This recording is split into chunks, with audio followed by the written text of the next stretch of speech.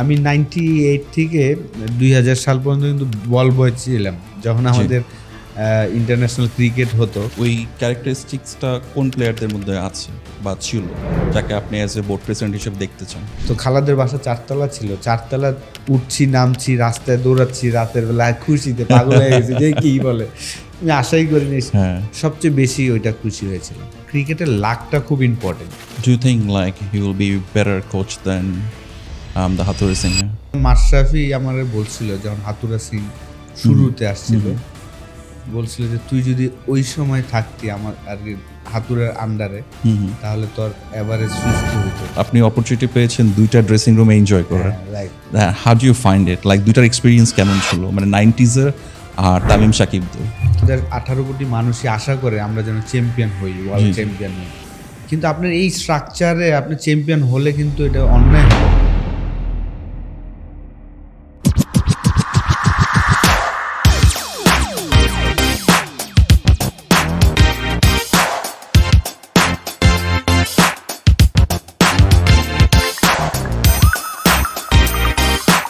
চলুন আড্ডা দেই। Assalamu alaikum everyone.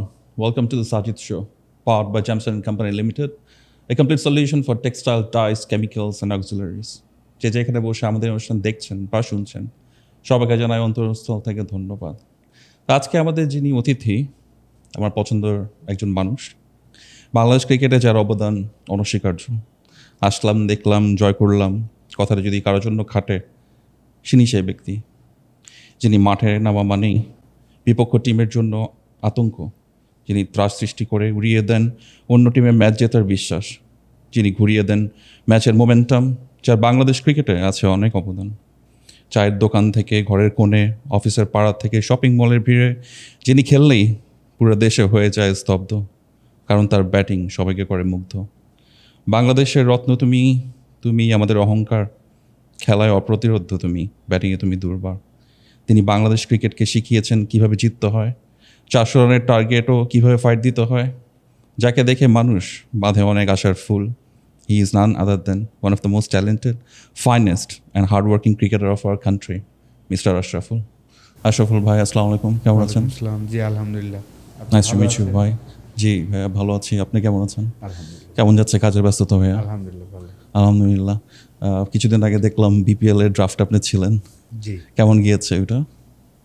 হ্যাঁ, লাস্ট ইয়ার আসলে কাজ করার কথা ছিল রংপুর রাইডার্সের হয়ে, করা হয়নি। তো এই বছর যেহেতু আসলে লাস্ট ইয়ার থেকেই আমি খেলাধুলাটা অলমোস্ট বন্ধই বলা যায় বাংলাদেশে। জি। 2023 সালে ফার্স্ট ক্লাস না খেলে আসলে আমি ওয়ার্ল্ড কাপ কভার করতে গিয়েছিলাম টি স্পোর্টসের হয়ে। 45 ডেজ আমি ইন্ডিয়াতেই ছিলাম পুরো ওয়ার্ল্ড কাপটা, 50 ওভার ওয়ার্ল্ড কাপটা। তারপর এসে আসলে বিপিএলও কাজ করার কথা ছিল, কিন্তু হয়নি কাজ করাটা ওই সময়টা। তারপর বিপিএলটা পুরো কাভার করেছি টি স্পোর্টসের হয়ে, অ্যানালাইসিস করেছিলাম খেলাগুলা। তো এই বছর আমি আসলে আপনার ইংল্যান্ডে পোস্টমাউথ ক্রিকেট ক্লাবের হয়ে খেলতে গিয়েছিলাম। হ্যাঁ, দেখেছি। প্রায় 4.5 মাস ছিলাম। সাউদার্ন প্রিমিয়ার লিগ ডিভিশন 1 ছিল আমাদের টিমটা। তো আমাদের লিগটাতে একটা টিম উঠে প্রিমিয়ার ডিভিশনে। তো এই বছর আলহামদুলিল্লাহ আমরা চ্যাম্পিয়ন হয়েছি। তো আমিও পুরো সিজন খেলেছি, প্রায় 16টা ম্যাচ খেলেছি। স্যাটারডে 761 রান করেছি। Excellent, congratulations. তো অলমোস্ট 6টা ম্যাচে নট আউট ছিলাম, 10 ম্যাচে আউট হয়েছি। তো এবার এসে তার আগে আমি আসলে লেভেল 3 কোচিং কোর্সটা করেছিলাম লাস্ট ইয়ার, আপনার আফগানিস্তান ক্রিকেট বোর্ডের আন্ডারে হয়েছিল। তো আমিনুল ইসলাম বুলবুল ভাই যেহেতু আইসিসিতে আছেন, তো আমার যেহেতু ক্রিকেটের সাথে থাকার একটা স্বপ্ন, যেহেতু খেলেছি এবং ক্রিকেটের বাইরে ক্রিকেটের সাথেই থাকতে চাই, মাঠে থাকতে চাই। তো সেই কারণে উনি বলল যে যেহেতু তুমি ফ্রি আছো, এসে লেভেল 3 কোচিং কোর্সটা করে ফেলো। 2012-এ আমি আসলে লেভেল 2 করেছিলাম ইংল্যান্ডে। ইংল্যান্ডে ক্লাব ক্রিকেট খেলতে হলে আপনাকে লেভেল 2 করতে হয়, ফরেন প্লেয়ার যারাই যায়। তো সেটা আমার করা হয়েছে ইংল্যান্ডে। তো লেভেল 3 অপরচুনিটি পেলাম। লেভেল 3 কোচিং কোর্সটা আসলে 6 দিনের হয়। তারপরে আপনাকে একটা অ্যাসাইনমেন্ট জমা দিতে হয় 3 মাসের, একটা প্লেয়ারকে নিয়ে আপনার কাজ করতে হয়, সেটা জমা দেওয়ার পরে তারা একটা সার্টিফিকেট দেয়। তো যেহেতু আমি অক্টোবরে সার্টিফিকেটটা আর কি পেলাম যে লেভেল 3 কোচিং কোর্সের ডান, তো সেই কারণেই আসলে এই বছর আমারও প্ল্যান ছিল যে খেলবো না, কোচিং করাবো। তো রংপুর রাইডার্স এই অপরচুনিটিটা করে দিয়েছেন যে তাদের কোচিং স্টাফের একজন হিসাবে রেখেছেন। তো ড্রাফটে ছিলাম। মোটামুটি আমি বলবো যে তারা তো সবসময় আসলে রংপুর রাইডার্স একটা বিগ বাজেটের একটা টিম থাকে এবং তারা সবসময় চ্যাম্পিয়ন টিম করার চেষ্টা করে। তো এই বছরও হয়তোবা আমাদের বড় নাম নেই, কিন্তু যাদেরই আমরা সিলেক্ট করেছি আমাদের কাছে মনে হয়েছে যে তারা এই ফরম্যাটের জন্য ভালো কিছু করতে পারবে রংপুরের হয়ে এবং দেশের বেনিফিট হবে। জি জি, আশা করি আপনারা অনেক ভালো করবেন ইনশাআল্লাহ। ইনশাআল্লাহ ভাইয়ের সাথে আরো অনেক কথা বলবো, অনেক গল্প করব। তার আগে দেখে আসি ভাইয়ার এখন পর্যন্ত ক্রিকেট ক্যারিয়ারের ছোট্ট একটা ক্লিপস।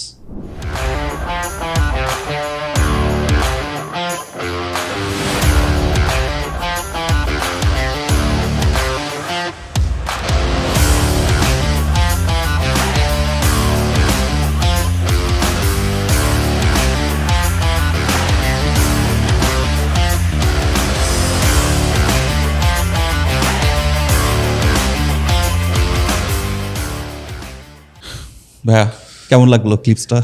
অসাধারণ আসলে। আপনার এই যে আপনার বিভিন্ন ইনিংসগুলো, আপনার 94 ইংল্যান্ডের সাথে, 100 কার্ডিফে, এক্সেলেন্ট। হ্যাঁ, এগুলো আমি এখনো দেখি এবং আমার যারা ভক্ত তারাও বলে যে ভাইয়ার আপনার ওই ইনিংসগুলো আমরা যখনই ফ্রি টাইম হয় এনজয় করি। আপনার ওই ইনিংসগুলো অনেক এনার্জি দেয়, বিকজ যে সময় আপনি খেলা শুরু করেছেন, আপনার ক্যারিয়ার গ্রাফ আমি ফলো করছি আপনার প্রথম টেস্ট থেকে। Thank you.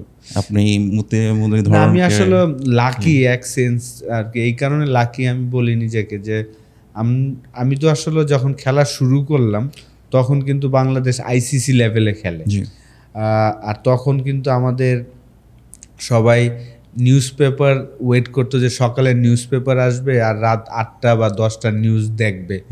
তো সেই কারণে আমরা ওই সময় যারা খেলোয়াড় ছিলাম, যারা আমরা ভালো খেলেছি, তাদের আসলে সবাই আমাদের বাঙালি মানুষদের ব্রেনে একদম ঢুকে গিয়েছি আমরা। এদিক দিয়ে আমরা লাকি। আপনি যে কত বড় আমাদের উপকার করেছেন, এটা আমরা যারা ওই জেনারেশনে বড় হয়েছি তারা খুব ভালো করে বুঝে এই জিনিসটা। বিকজ আপনি যে সময় 2001-এ, আমার এখন স্টিল মনে পড়ে, আমি ক্লাস 9-এ পড়ি। আপনার প্রত্যেকটা দিন আপনি যখন খেলছেন ওই টেস্টটাতে, শ্রীলঙ্কার সাথে ম্যাচটাতে, প্রত্যেকটা বলারকে যে আপনি ফেস করেছেন, যে মুরলীধরন আপনাকে যে টাফ টাইম দিয়েছে, আপনি যে খেলেছেন, মানে এটা আমাদের হৃদয়ে এখনও দাগ কেটে আছে। আই এম শিওর লাইক আমার সাথে আমার যারা দর্শকরা আছেন তারা একমত হবেন, বিকজ ভাইয়ের কিছু ইনিংস এটা আনবিলিভেবল। এখন পর্যন্ত কেউ খেলে নাই, সামনে কেউ খেলতেও পারবে না। না, এটাই ভাগ্যবান আমি যে ওই সময়টা জাস্ট টেস্ট স্ট্যাটাস পেলাম আমরা। আর তখনই আসলে আমি 98 থেকে 2000 সাল পর্যন্ত কিন্তু বল বয় ছিলাম যখন আমাদের ইন্টারন্যাশনাল ক্রিকেট হতো। তো এখন যে আমাদের কারেন্ট কোচ এসেছেন ফিল সিমন্স, তার একটা মজার ঘটনা বলি আর কি। 98-এ উইলস কাপ হলো, তো আমরা তো বল বয় থাকতাম, অঙ্কুরের ওয়াইসারের স্টুডেন্ট আমরা যারা সবাই বল বয় থাকতাম। আমি কিন্তু ছোটোবেলা লেগ স্পিনার ছিলাম, আমার টেস্ট ডেবিউটাও হয়েছে লেগ স্পিনার হিসাবে। তো ওইখানে ফিল সিমন্সকে আমি বোলিং করতাম লেগ স্পিন, তো ব্যাটিং ম্যাচের আগে আর কি। তো তাদের একজন লুইস একজন ছিলেন লেগ স্পিনার, কার্ল লুইস না রন লুইস, হ্যাঁ একটা লেগ স্পিনার ছিল। তো ও গুগলি পারতো না, তো আমি আবার গুগলি পারতাম। তো আমি ওরে নকিং এর সময় লেগ স্পিনও করলাম, আবার একটা গুগলিও করলাম। তো সাথে সাথে লুইসকে ডেকে বললো যে তুমি ওর সাথে ক্লাস করবা, প্রত্যেকদিন খেলার শেষে আমার সাথে half an our target bowling করতো, যে কিভাবে আমি গুগলি করি আর কি। 98-এর ঘটনা এটা। তো সে তো খুব আমার পছন্দ করেছে। তো তারা ফাইনালে হারলো, লাগেজ টাগেজ গুছিয়ে পাঠিয়ে দিল গাড়িতে। পরে ও নিচে নেমে আমাকেও একটা টি শার্ট দেওয়ার জন্য সে আবার বাইর হলো, স্টেডিয়াম থেকে বের হয়ে তার কফিন থেকে তার টি শার্টটা নিয়ে এসে পরে আমাকে দিল। তো ও তো কত লম্বা, তোর টি শার্ট আমার আর কি একদম, তখন তো আমি ছোট ছিলাম আর কি, আমার গলা থেকে পা পর্যন্ত হয়ে গেছে। তো অসাধারণ একজন মানুষ। তো ফিল সিমন্স এখন আমাদের কোচ, আমি মনে করি যে আমাদের জন্য ভালো হবে। How do you find him as a coach? আমার কাছে, আমি তো কাজ করি নাই, কিন্তু ওর কাজ দেখলাম যে আমি বিভিন্ন টিমে, যেমন আপনার জিম্বাবুয়ে, আয়ারল্যান্ড, আফগানিস্তান, নামিবিয়া, ও কিন্তু সব ছোট ছোট টিমে কাজ করেছেন। একবার এসেছিল কোচ হওয়ার জন্য, ইন্টারভিউ দিয়েছিলেন, তখন ডোমিঙ্গোকে তারা সিলেক্ট করলো বাংলাদেশ ক্রিকেট বোর্ড। এখন তো আসলো 6 মাসের জন্য। এবং 2016 টি-20 ওয়ার্ল্ড কাপ চ্যাম্পিয়ন টিমের কোচ, ওয়েস্ট ইন্ডিজ টিমে ছিলেন। মানুষ হিসাবে অসাধারণ, তারা মানুষ হিসাবে অসাধারণ, প্রচুর মিশুক। তো আমি আশা করব আমাদের এমন একজন মানুষ দরকার, হেডমাস্টারের মতন একজন লোকও দরকার, আবার ভালো মানুষও দরকার, যে আপনাকে আদর করে আপনার পারফরমেন্সটা বের করে নিয়ে আসবে। তো আমি শিওর যে সে ভালো করবে। Do you think like he will be better coach than the Hattori Singha? Who? Phil Simmons. দেখেন, অল ডিপেন্ড করে যে আপনার প্লেয়াররা কেমন খেলে। কোচ কিন্তু আমার স্যার ওয়াহিদুল গনি স্যার যেটা বলেন, যে আমরা 4টা টেস্ট প্লেয়ার হয়েছি, স্যার কিন্তু অঙ্কুর থেকে উনি কিন্তু বলেন যে কোচ আমি ওদের বানাই নাই, ওরা আমাকে কোচ বানিয়েছে। তো ফিল সিমন্সকে বেটার করতে হলে আমাদের প্লেয়ারদের পারফর্ম করতে হবে। ব্যাটসম্যানরা যদি তাদের বেস্ট ফর্মটা নিয়ে আসতে পারে, ক্রিকেটের লাকটা খুব ইম্পর্টেন্ট। যদি আপনার ব্যাটসম্যানদের ভাগ্যটা তাদের সহায় হয়, তারা যেটা চাচ্ছে সেটা যদি করতে পারে, আমি বিলিভ করি যে ভালো রেজাল্ট করবে তার আন্ডারে। But it was a good decision two appoint him as a coach. হ্যাঁ, খারাপ তো আর কিছু না। দেখেন, হাতুরা সিং থাকাকালীন আমাদের রেজাল্ট যা ছিল, এখন যেই করবে তাই হবে, ঠিক আছে? আচ্ছা ভাই, একটা জিনিস আমি দেখি, আপনার ধরেন হাতুরা সিং এর আমলে, এই যে কিছুদিন আগে পাকিস্তানে গেল, 2টা টেস্ট ম্যাচ জিতলো, he is a good coach. এরপর পরে ইন্ডিয়ার সাথে খারাপ করলো, he is a bad coach. যে আপনার সাথে সাথে যে মানুষের থিঙ্কিং চেঞ্জ হয়ে যায়, এটাকে আপনি কিভাবে দেখছেন? খুবই খারাপ আমাদের দেশে। আসলে এখন আমি যেটা মনে করি যে আমাদের প্রবলেমটা হয়ে গেছে, আমরা খুব ভাগ্যবান ছিলাম, আমরা যারা শুরুর দিকে খেলেছি। ওই যে সকালবেলা ঘুম থেকে উঠে নিউজ পেপারের জন্য ওয়েট করতো সবাই, আর রাত 8টা বা 10টার নিউজের জন্য ওয়েট করতো। এখন তো যা কিছু হয়, আপনি কি করছেন সাথে সাথে সোশ্যাল মিডিয়াটা আসাতে পজিটিভ যেমন আছে, নেগেটিভ প্রচুর আছে। তো আপনি যেটা বলেন যে পাকিস্তানের 2টা টেস্ট ম্যাচ জিতলাম, সবাই চুপ, যে অসাধারণ পারফরমেন্স। যে ইন্ডিয়াতে খারাপ হলো, সবাই ওর এগেনস্টে কথা বলছে। এটা আসলে ঠিক না, আমি মনে করি। হ্যাঁ, হাতুরা সিং এর একটা সমস্যা যেটা ছিল, এটা আমরা সবাই জানি, বদরাগী। হ্যাঁ, এটা আপনার যারা এখন দায়িত্বে আছেন তারা তার সাথে ওইভাবে ডিল করলেও পারতো। আমার কাছে মনে হয় যে, বাট যেই ঘটনাটা শুনছি, যে নাসুমের যে ঘটনাটা বলছে, 2023 ওয়ার্ল্ড কাপের যে ঘটনাটা শুনছি, বাট এই যে এই ঘটনার কি সত্যতা প্রমাণ হয়েছে? এটা তো আমরা ঠিক আপনি বলতে পারবো না, এটা ওরা যারা ভিতরে আছে তারা জানে। এবং এই কসই তো তাকে বাদ দেওয়া হচ্ছে, ঠিক না? সত্যতা না হলে তো আর বাদ দিত না। আপনি ধরেন যারা ক্রিকেট প্লেয়ার ছিল ওই সময়, তাদের থেকে কি কোনো খবর পেয়েছেন যে ব্যাপারটা কতটুকু সত্যি? না, আমি আসলে একদমই এইসব বিষয়ে ইনভলভ না, জিজ্ঞাসা করি না এইসব। সবাই ওনাকে বদরাগে হেডমাস্টার হিসেবে বলে। আমি ব্যক্তিগতভাবে যদি আপনি আমাকে জিজ্ঞেস করেন, আমি মনে করি আমাদের কালচারে এরকম লোক দরকার, যে আপনার হেডমাস্টার টাইপের, মানে যে আপনাকে শাসন করবে। হ্যাঁ, শাসন করবে। কারণ আমরা এখনো আমাদের ওই ফ্রিডমটা যদি দেন ওইভাবে, আমার কাছে মনে হয় যে আমরা এখনো ওই প্রফেশনাল জায়গাটা যেতে পারিনি। তো আমাদের এরকম একজন দরকার যে যার নলেজ থাকবে প্রচুর, হয় ক্যাপ্টেন হয় কোচ, দুইজনের একজনের নলেজ হতে হবে এ ক্লাস। তাহলে হাতুরা সিং যখন শুরুতে এসেছিল 2014-তে, তার নলেজ আমার কাছে মনে হয়েছিল এ ক্লাস ছিল। যখন নেক্সট টাইম আসলো, তখন সে একটু টোটালি চেঞ্জ হয়ে গিয়েছে, সে হয়তোবা সফট হয়ে গিয়েছিল আমার কাছে মনে হয়। তো সেই কারণে কিন্তু আমরা যেভাবে রেজাল্ট আশা করেছিলাম সেই রেজাল্টটা পাইনি। জি জি জি, ভাইয়ের সাথে আরও কথা বলবো ক্রিকেট নিয়ে, বাট আমি ভাইয়ার পার্সোনাল লাইফ সম্বন্ধে একটু জানতে চাই। ভাইয়ার ফ্যামিলিতে কে কে আছেন? ভাইয়া, আপনার ফ্যামিলিতে কে কে আছেন? আমরা 2 ভাই 1 বোন, আমি সবার ছোট, আমার বোন বড়, তারপর আমার ভাইয়া। আমার বোনের একটা ছেলে আছে তালহা, 24 বছর আপনার ছেলে মেয়ে। আর আমার ভাইয়ার 2 মেয়ে 1 ছেলে, তাবাসসুম বড়, তারপর তানজিল, তারপরে তাবিয়া, আর আমার 1 মেয়ে 1 ছেলে আরিবা এবং আদবি। আরিবার 8 বছর এবং আদবির 4 বছর। তো আমরা জয়েন্ট ফ্যামিলিতে থাকি। তো আলহামদুলিল্লাহ আমার ভাইয়ার ছেলেটা ক্রিকেট খেলে, সে বিকেএসপিতে আছে ক্লাস 8-এ। তো এই তো ভাইয়ার কিছু কথা শুনি ছেলেবেলার কথা। আপনি তো ব্রাহ্মণবাড়িয়ায় জন্মগ্রহণ করেছেন। জি, আমার গ্রামের বাড়ি বানসারামপুর, মানিকপুর আমার গ্রামের বাড়ি, দাদার বাড়ি, আর বাহের চর হলো আমার নানির বাড়ি। আমি কুমিল্লাতে জন্মগ্রহণ করেছি। আমি আমার গ্রামের বাড়ি 6 মাস বয়সে আমি ঢাকা চলে আসি আর কি, জন্ম হওয়ার পরে। তারপর থেকে ঢাকাতেই আছে। জি। সো ক্রিকেটের ভূত আপনাকে কখন চেপে বসলো আপনার উপর? আমার খালাতো ভাই ক্রিকেট খেলতেন, আফজাল আহমেদ পনির ভাই, উনি 2nd ডিভিশনে খেলেছেন। তো আমরা একই বাসায় থাকতাম, খালাদের বাসায়। তো সেই জায়গা থেকেই ওনার সাথে খেলা দেখতে যেতাম, খেলতাম। ওইখান থেকেই আসলে খেলার। কত বছর বয়সে? তখন আমার বয়স 8-10 বছর হবে আর কি। ওনার সাথে যখন খেলা দেখতে যেতাম, খেলাটাকে পছন্দ করা শুরু করলাম। তারপর 96-এ বাংলাদেশ ক্রিকেট বোর্ড আন্ডার-12 একটা ক্যাম্প চালু করলেন বঙ্গবন্ধু স্টেডিয়ামে। উন্মুক্ত ছিল, পুরো বাংলাদেশ থেকে প্রায় 800 স্টুডেন্ট আসছিল।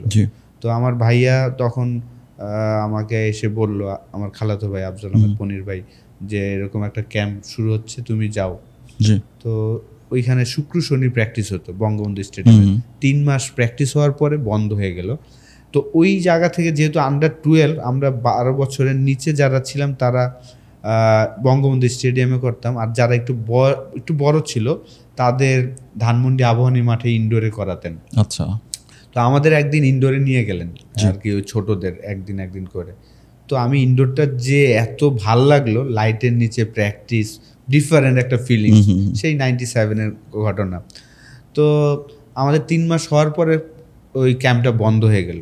আচ্ছা। তো ওয়াহিদুল গনি স্যার উনি এই ছেলেদের মধ্যে প্রায় 50-60 জন ছেলেদের নিয়ে উনি একটা একাডেমি করলেন, অঙ্কুর ক্রিকেটার্স। আচ্ছা। আমি কিন্তু ওই একাডেমিতে ছিলাম না, বুঝছেন। আমি জাস্ট বাসা থেকে ড্রেস পরে বাসায় বলছি যে হ্যাঁ আমার প্র্যাকটিসে যাইতে বলছে স্যার। তো আমি যে দাঁড়ায় আছি, গেটের সামনে দাঁড়ায় আছি আবাহনী মাঠের ইনডোরটাতে। স্যার বলে দাঁড়ায় আছিস কেন, যা প্র্যাকটিসে যা। কি বলে, এই যে শুরু করলাম প্র্যাকটিস। এক মজার বিষয় আর কি, এখন চিন্তা করি যে আমাদের ওই একাডেমি থেকে আমরা 4টা টেস্ট প্লেয়ার বের হয়েছি। তো ওই যে 97 থেকে শুরু করে আপনার 2000 সাল পর্যন্ত যে আবাহনী মাঠে যেতাম, সপ্তাহে আমাদের 3 দিন প্র্যাকটিস হতো, রবি, মঙ্গল, বৃহস্পতি, 4টা থেকে 6টা, 2 ঘন্টা নেট সেশন। তো প্রায় 60 জন স্টুডেন্ট, 60 জন স্টুডেন্টকে কিন্তু সবাইকে ব্যাটিং দেওয়া ইজি না, দিত না স্যার, স্কোপ থাকতো না। 2 ঘন্টায় সবার 20 জন হয়তো আমরা ব্যাটিং করতাম। এই যে 97 থেকে 2000 সাল পর্যন্ত এমন একদিন নাই যে স্যার আমাকে ব্যাটিং দেয় নাই। এখন ফিল করি যেহেতু আমি কোচিংয়ে আসছি এবং স্যার বলতো যে উনি তখনই পিক করেছেন এবং উনি সবসময় আমাকে আন্ডার-12 তো উনি আমাকে 14-15-এর সাথে খেলাতেন। আর আমি যেহেতু সাইড স্ট্রোক খেলতে পছন্দ করতাম, বুল কাট, তো যদি কেউ আসতো আমাদের এখানে, যেমন এখন চিফ সিলেক্টর লিপু ভাই, উনি মাঝে মাঝে আসতেন ইনডোরে খেলা দেখতে, আমাদের প্র্যাকটিস দেখতে। তখন স্যার বেস বোলারদের বলতো এই বাউন্সার দে, ওকে বাউন্সার, আর আমি যেন পুল কাট মারি। তো ওনারা এসে দেখতো আর বলতো যে আরে পিচ্চিটা তো ভালো খেলে। এইভাবে স্যার আসলে আমাদের আর কি প্র্যাকটিস করাতেন, কোনো টাকা নিতেন না, এখনো ফ্রি। সেই 97 থেকে শুরু করে এই 2024 একমাত্র একাডেমি যে ওনার একাডেমিতে কোনো টাকা পয়সা নেয় নাই।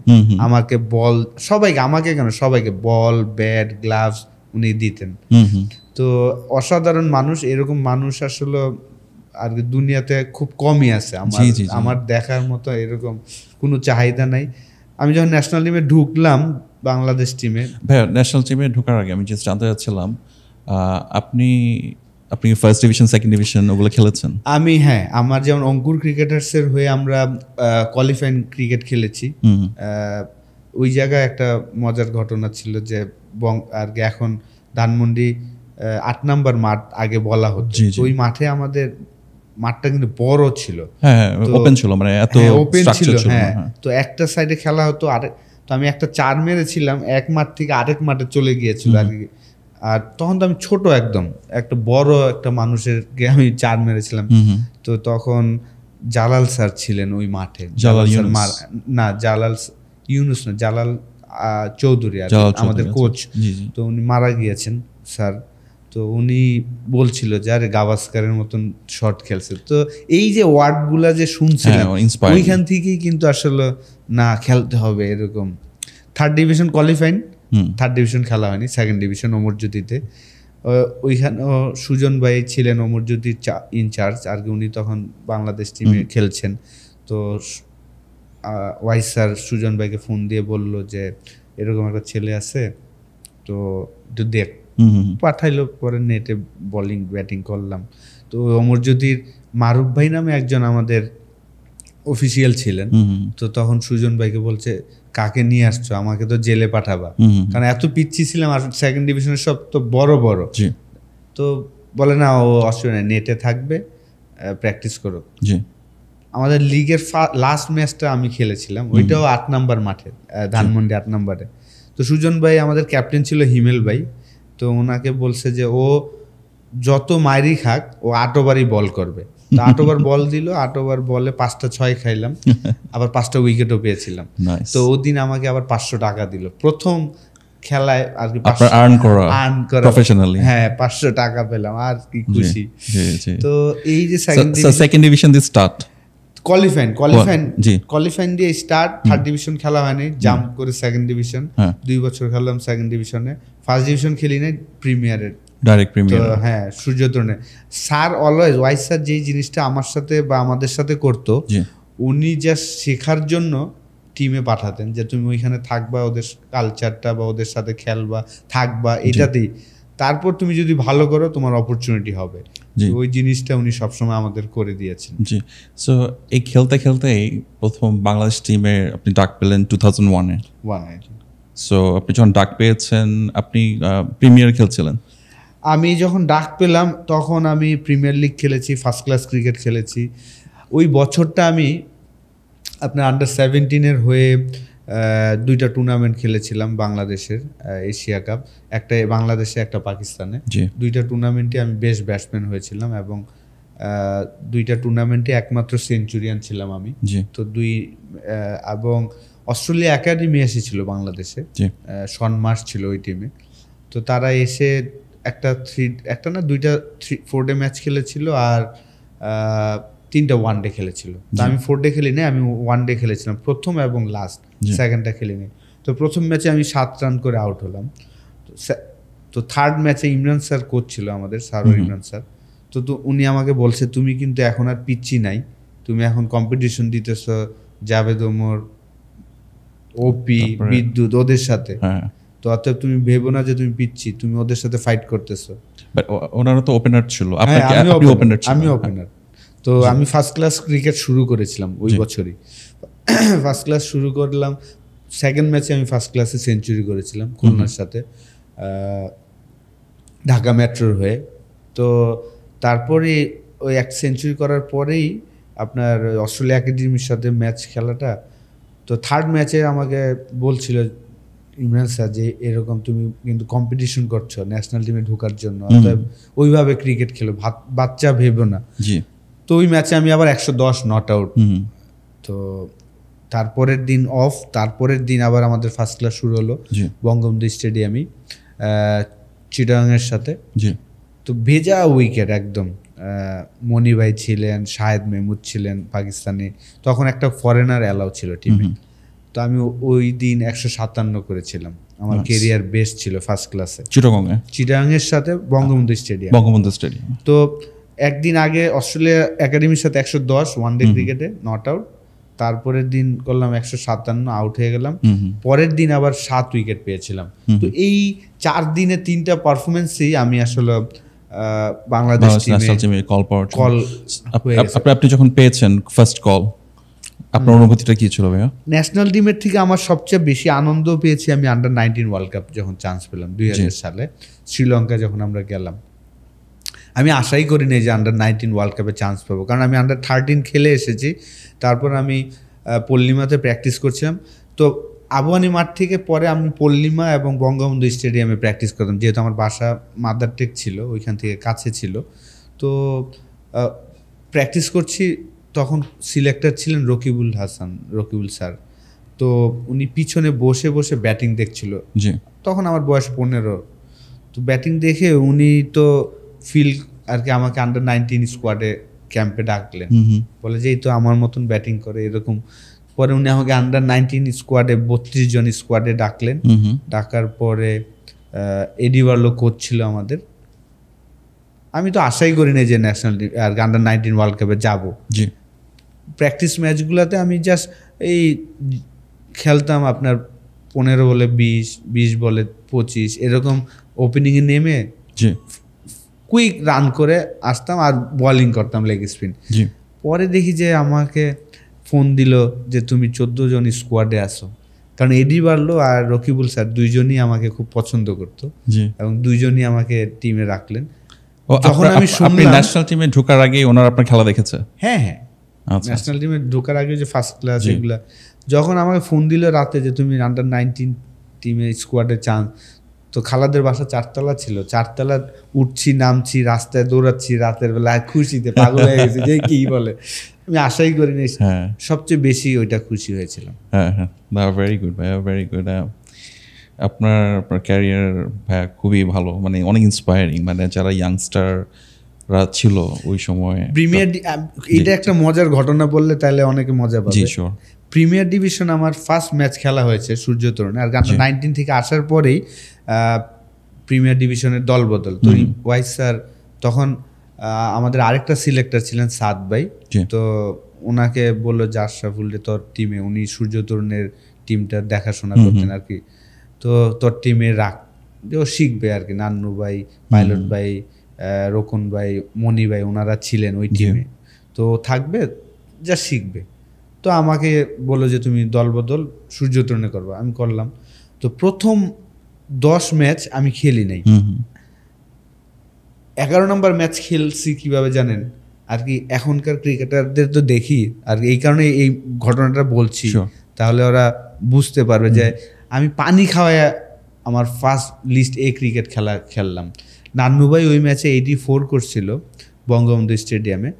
তো পুরা ব্যাটিংটা উনি যখন করছে, আমি যারা 12 ম্যান যারা ছিলেন, 12 ম্যান 13 ম্যান সিনিয়র ছিলেন, আমি বলছি যে ভাই আপনারা দৌড়ানোর দরকার নাই, আমি পানি নিয়ে যাব, কারণ আমি ছোট মানুষ, তো স্টেডিয়ামে যে মানুষ ওরা আমার দেখবে, এটা আমাকে চিনবে, এই কারণে আমি চিন্তা করছি যে আমি পানি নিয়ে যাব, বারবার আসবো, ওনাদের কষ্ট করতে দেই নাই।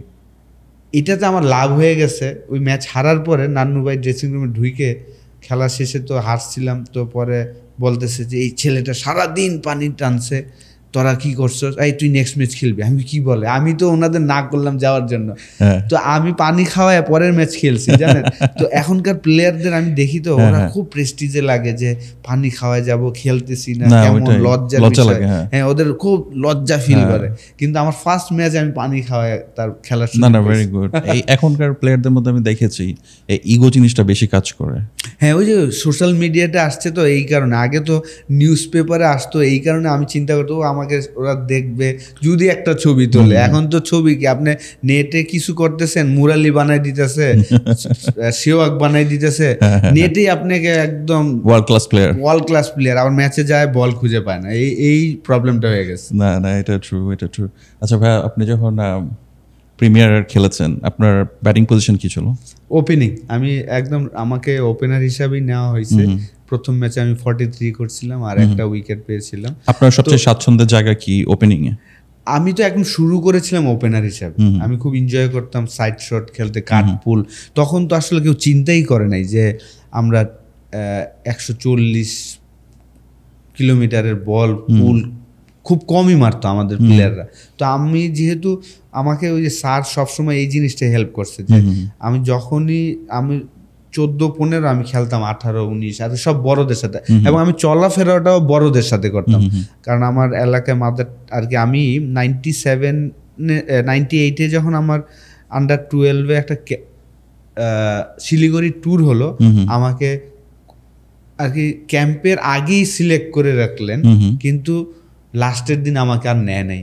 এমন কান্না আমি যে কেন নেয় নাই, বেশি ছোট তাই নেয় নাই এই কথা বললো।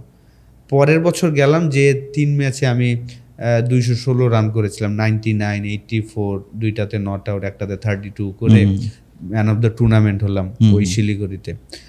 তো আসার পরে আমার খেলা দেখার কারণে, আমার এলাকায় একটা ভাই ছিলেন তহিদ ভাই মাদার টেকের, উনি ওনার ডিশ ক্যাবলের বিজনেস ছিল। তো আমাকে পুরা তখন থেকে শুরু করে এখন পর্যন্ত ফ্রি, যে তুমি খেলা দেখবা, খেলা দেখে খেলোয়াড় হবা। এবং সত্যি কথা কি জানেন, আমি ওই যে খেলা দেখা শুরু করছি, এখনো আমি খেলা দেখি, এবং আমি মনে করি যে আমার ওই খেলা দেখার কারণে মুরালিরে যখন আমি খেলছি আমার জন্য খুব সহজ ছিল। তো তহিদ ভাই রাত কিন্তু আমি তো তখন কত 14-15, ওনাদের বয়স কিন্তু 25-30। আমি ওই সবসময় বড়দের সাথে চলাফেরা করতাম একদম ছোটবেলা থেকে। ওই জায়গায় আমার একটা অ্যাডভান্টেজ আমার কাছে মনে হয়েছে ম্যাচুরিটির দিক দিয়ে। না, এটা খুবই ভালো। আচ্ছা, আপনি অনেক লাকি ছিলেন ভাইয়া, অনেক লাকি। আপনি যখন খেলা শুরু করেছেন 2001-এ, তখন বাংলাদেশে যারা 90s সুপারস্টার ছিল, আমিনুল ইসলাম বুলবুল, আকরাম খান, নান্নু ভাই, ওনারা অলমোস্ট লাইক রিটায়ারিং স্টেজে ছিল। আর আপনি যখন 2010-এ দিয়ে খেলেছেন, তখন তামিম, সাকিব, মুশফিক ওরা ঢুকেছে। সো আপনি অপরচুনিটি পেয়েছেন দুইটা ড্রেসিং রুমে এনজয় করার। How do you find it, like দুইটার এক্সপিরিয়েন্স কেমন ছিল, মানে 90s-এর আর তামিম সাকিবদের? ডেফিনেটলি আমার তো তখন রোল মডেল আমিনুল ইসলাম বুলবুল ভাই ছিলেন। তো উনি অসাধারণ একজন মানুষ। আমরা যখন বঙ্গবন্ধু স্টেডিয়ামে প্র্যাকটিস করতাম, উনি আমাদের প্র্যাকটিস দেখতে আসতেন। তো সেই জায়গা থেকে যখন ওনার সাথে খেলার অপরচুনিটি হলো, এবং আমার ফার্স্ট টেস্ট ম্যাচে যখন আমি 50 করলাম, আমার পার্টনার ছিলেন বুলবুল ভাই, তো আকরাম ভাই, নান্নু ভাই, ওনাদের সাথে খেলার এক্সপিরিয়েন্সটা আমি খুব লাকি যে ওই লিজেন্ডদের সাথে খেলতে পেরেছি। তারপরে তামিম, সাকিব, মুশফিক, ওরা তো 2004-এ আসলো মুশফিক, তারপর সাকিব, তামিম আসলো 2006-এ। মাহমুদুল্লাহর ওয়ানডে ডেবু আমার ক্যাপ্টেন্সিতে। সাকিব যখন নাম্বার 1 হলো ওয়ার্ল্ডের, তখন আমি ক্যাপ্টেন ছিলাম। এবং হাবিবুল বাশার, সুমন ভাই ছিলেন ওনার আন্ডারে। তো আমি লাকি যে বাংলাদেশের সব জেনারেশনই দেখেছি। এই আকবর ওদেরও আমি, ধরেন আকবর যারা ওয়ার্ল্ড চ্যাম্পিয়ন হলো আন্ডার-19, তাদের সাথে ডোমেস্টিক খেলেছি। তো সেই জায়গায় যেহেতু আমি বললাম না যে ওই 97 থেকে 98 থেকে যে আমি খেলা দেখা শুরু করেছি, আমি এখনও কিন্তু যে কোনো খেলা যদি না দেখতে পারি, হাইলাইটস দেখার চেষ্টা করি যে কে কী করলো, কেমন করলো। তো সেই জায়গা থেকে ড্রেসিং রুম তো অন্যরকম। ন্যাশনাল টিমের ড্রেসিং রুম আর কি, আমার লাইফে আমি প্রায় 12টা ঈদ দেশের বাইরে করেছিলাম খেলার কারণে। ওই ঈদগুলো আমি সবচেয়ে বেশি এনজয় করতাম। ফ্যামিলি তো মিস করতাম, তারপরও আমরা যে পুরা টিম যে দেশের বাইরে ঈদ করতেছি, ওই জিনিসগুলো আমার বেশি ভালো লাগতো। এমন তো অনেক সময় ছিল যে আপনাদের ম্যাচ চলছে আর ওই দিনই ঈদের দিন পড়েছে। হ্যাঁ, আপনার আন্ডার-19 ওয়ার্ল্ড কাপ খেলতে গেলাম যে 2000 সালে, আমার ফার্স্ট ঈদ ওইটা। তো সকালবেলা নামাজ পড়ে আমরা, আমাদের প্র্যাকটিস ম্যাচ ছিল, খেলতে গেলাম। তো এরকম দেশের বাইরে তো ঈদ মানে কি, শ্রীলঙ্কাতে ছিল, শ্রীলঙ্কাতে অত বাঙালি নাই। নিউজিল্যান্ড, অস্ট্রেলিয়া, ওইসব জায়গাতে যদি ঈদগুলা হয়, বাঙালি আছে, ওই জায়গার ঈদগুলা আমার বেশি ভালো লাগে। যেমন 2007-এ আমি ক্যাপ্টেন, তখন আমরা ঈদ করলাম নিউজিল্যান্ডে। তারা আমাদের পেয়ে যে লাঞ্চের একটা অ্যারেঞ্জমেন্ট করলো, তারা আমাদের পেয়ে যে তাদের ঈদটা ডাবল হয়ে গেল। কারণ আমার কাছে এই কারণে বেশি ভালো লাগে যখন আমি দেশের বাইরে ঈদ করি, এবং আমাদের টিমমেট যে আমরা যে 15 জন প্লেয়ার, অফিসিয়াল যে 7-8 জন থাকতো, আলাদা একটা বন্ডিং ছিল আমাদের। জি, প্রবাসী বাঙালিরা অনেক লাকি হয় যখন আমরা আপনাদেরকে দেখি বা আপনাদেরকে পাই, আপনাদের সাথে যখন ঈদের সেলিব্রেশনটা করি, আমাদের মধ্যে অন্য একটা আমেজ কাজ করে।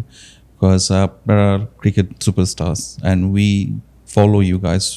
সো আপনারা যখন আমাদের সাথে ঈদের আনন্দটা শেয়ার করেন, আমাদের আনন্দ অনেক অনেক গুণে বেড়ে যায়। জানো, ওইটাতে জাভেদ ভাই ছিলেন আমার ওই ট্যুরে, উনি এমন কান্না আর কি তখন জাভেদ ভাইয়ের কান্না যদি দেখেন যে উনি খুব হোমসিক। তো আমার সাথে সবসময় আমরা একসাথে খাওয়া দাওয়া বা সব গল্প টল্প, তো উনি এমন কান্না, পরে আমি ওনারা বুঝাচ্ছি যে আমাদের পেয়ে যে ওরা খুশি হচ্ছে, আপনি ওইভাবে চিন্তা করেন। না না এইটাই। আচ্ছা ভাইয়া, আপনি বাংলাদেশের ফার্স্ট ক্রিকেট সুপারস্টার হওয়ার পরেও বোর্ড থেকে তেমন কোনো অ্যাডভান্টেজ পাননি, আপনাকে অনিয়মিতভাবে টিমে রাখা হতো, বাদ দেওয়ার জন্য অনেক অজুহাত খোঁজা হতো। আপনার কি মনে হয় যে বোর্ড যদি আপনি ভালো পেতেন তাহলে আপনার ক্যারিয়ার আরও অনেক লং হতো? আমার সবচেয়ে যেই জিনিসটা আমার কাছে মনে হয় যে 2005-এ যখন আমি অস্ট্রেলিয়ার সাথে সেঞ্চুরি করলাম, আমরা জিতলাম, তারপর পরের দিন আবার 94 করলাম ইংল্যান্ডের সাথে, পরের ইনিংস 58 করেছিলাম। ওইখান থেকে আসার পরে ইন্ডিয়া থেকে আমার একটা এজেন্ট আসছিল, দ্য ক্যাফে একটা কোম্পানি থেকে। তো তারা আমার কাউন্টি টিমের অফার নিয়ে আসছিল, 3টা কাউন্টি টিমের। ওই যে ওদের সাথে আমি কন্ট্রাক্টটা সাইন না করাটা আমার মনে হয় যে আমার ক্যারিয়ারের বিরাট একটা মিস্টেক ছিল। যদি ওই সময় আমি কাউন্টি ম্যাচ খেলতাম, আমি ওই বছর পরের বছর খেলতে গিয়েছিলাম ক্লাব ক্রিকেট খেলতে, এখন যেটা আমি খেলি এইটা খেলতে গিয়েছিলাম, কিন্তু কাউন্টিটা খেললে মনে হয় আমার খেলার মানটা আরও বাড়তো। ওই জায়গাটা আমি একটা মিস করেছি। আর যেটা বলছেন যে হ্যাঁ, তখন যেমন মাশরাফি আমার বলছিল, যখন হাতুরা সিং শুরুতে আসছিল, বলছিল যে তুই যদি ওই সময় থাকতি আমার আর কি হাতুরার আন্ডারে, তাহলে তোর অ্যাভারেজ 50 হইতো। কারণ ও কিন্তু যারা মারতে পছন্দ করে তাদের প্রচুর ফ্রিডম দিত। ওই সময় যদি আপনি খেয়াল করে থাকেন যে তামিম, সাকিব, মুশফিক, মাহমুদুল্লাহ, তাদের ব্যাটিং অ্যাভারেজ কিন্তু অলমোস্ট 50 ছিল। তো সৌম্য সরকার খুব চমৎকার খেলেছেন শুরুর 15 ম্যাচে, তার স্ট্রাইক রেট 100 এবং অ্যাভারেজও 50 ছিল। তো ও কিন্তু ওই ধরনের একটা ইয়ে ছিল। আমারও একটা দোষ আছে যে আমি আসলে প্রচুর মানুষের হয়তো বা কথা শুনতাম, যে আপনি একটা বলছেন, উনি একটা বলছে, সবার কথা শুনে চেষ্টা করতাম কাজ করার জন্য, কিন্তু এটা আসলে আমার জন্য অতটা ভালো হয়নি। যদি আমি স্ট্রিক্ট থাকতাম, ধরেন ওয়াইস স্যারের কথা মতনই চলতাম বা এরকম হতো, পজিটিভ একজনের সাথে থাকতে পারতাম, তাহলে হয়তো আর একটু ভালো হতো।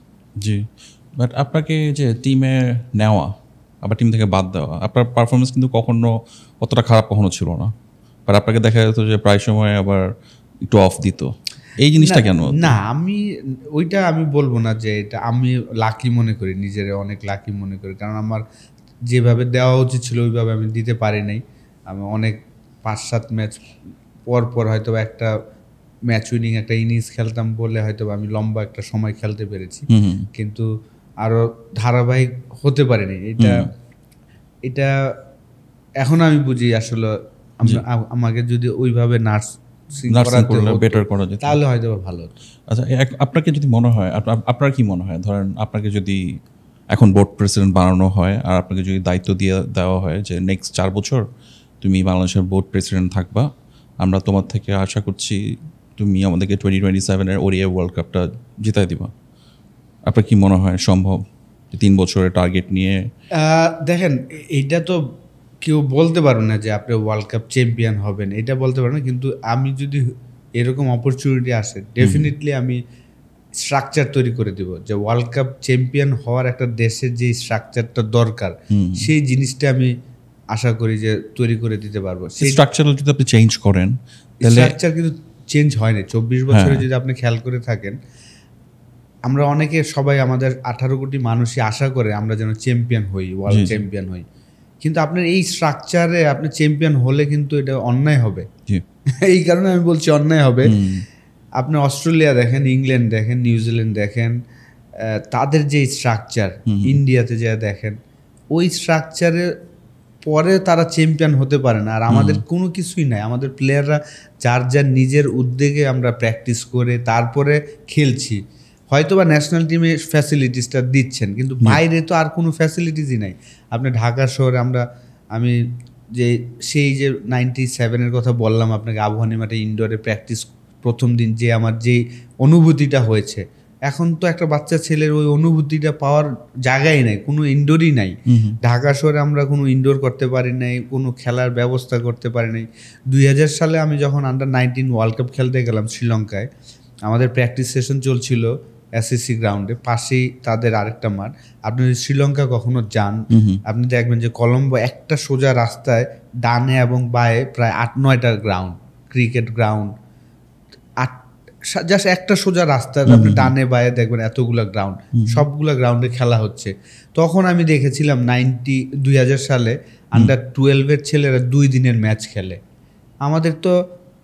আমাদের মহিলা টিম টেস্ট স্ট্যাটাস পেয়েছে 4 বছর হলো, এখনও ওদের টেস্ট খেলার যে প্রিপারেশনটা নিবে ওই প্রিপারেশনই নিতে পারে না। তো আমাদের আর কি, আমরা ওয়ার্ল্ড চ্যাম্পিয়ন আশা করি, কিন্তু আমাদের ওয়ার্ল্ড চ্যাম্পিয়নের আগে যেই কাজগুলো করা দরকার, প্রচুর মাঠ, প্রচুর খেলার অ্যারেঞ্জমেন্ট। ধরেন এই যে এখন আমি লাস্ট 2 বছর হলো যে ডোমেস্টিক খেলছি না, কিন্তু আমার তো খেলতে মন চায় এখনো, কারণ আমি এখনো পারি, আমার কাছে মনে হয়। কারণ আমি যখন ইংল্যান্ডে যেয়ে খেলি এবং রান করছি, তো স্টিল আমি খেলতে পারি। কিন্তু হ্যাঁ, হয়তো বা আমার জায়গায় এখন একটা আন্ডার-19 ছেলে আসছে, তাকে অপরচুনিটি দিচ্ছে। কিন্তু আমাদের যদি এরকম একটা ফার্স্ট টিম থাকবে, সেকেন্ড টিম থাকবে, থার্ড টিম থাকবে একটা ফার্স্ট ক্লাস টিমের, তাহলে সে না আপনার কম্পিটিশনটা বাড়তো, ঠিক না? ধরেন এখন যদি আমি একটা টিমের সাথে থাকতাম, আমার এক্সপিরিয়েন্সটা তো তারা শেয়ার করতে পারতাম যে এইভাবে এই সিচুয়েশনে এইটা হয়, এইভাবে করা উচিত। এই জিনিসটা তো মিসিং। এই জিনিসটা ভাইয়া কেন হয়? ধরেন আপনি যদি আমাদের লোকালি খেলেন, প্রিমিয়ারে খেলেন বা ফার্স্ট ডিভিশনে খেলেন আর প্রচুর রান করেন, তার মানে হলো আপনি কিন্তু আপনার ফর্মের খুব ভালো জায়গায় আছেন, তো তারপরও আপনাকে সুযোগটা কেন দেওয়া হবে না? আমাদের দেশে কি হয়, আপনি যখন একটু 35+ হয়ে গেলে, আসলে আমরা 35 তো তাও অনেক বেশি বলছি, 25-30 হলেই আমরা কিন্তু ওই প্লেয়ারকে ভাবি যে ওর কেরিয়ার শেষ, দেওয়ার কিছু নেই। হ্যাঁ, বাট মাইকেল হাসি, আমার এটাই তো, আপনি যদি দেখেন বজেস অস্ট্রেলিয়ার, সে 35-এ চান্স পেয়েছেন, 1.5 বছর খেলেছেন, 1700 রান করে চলে গিয়েছেন।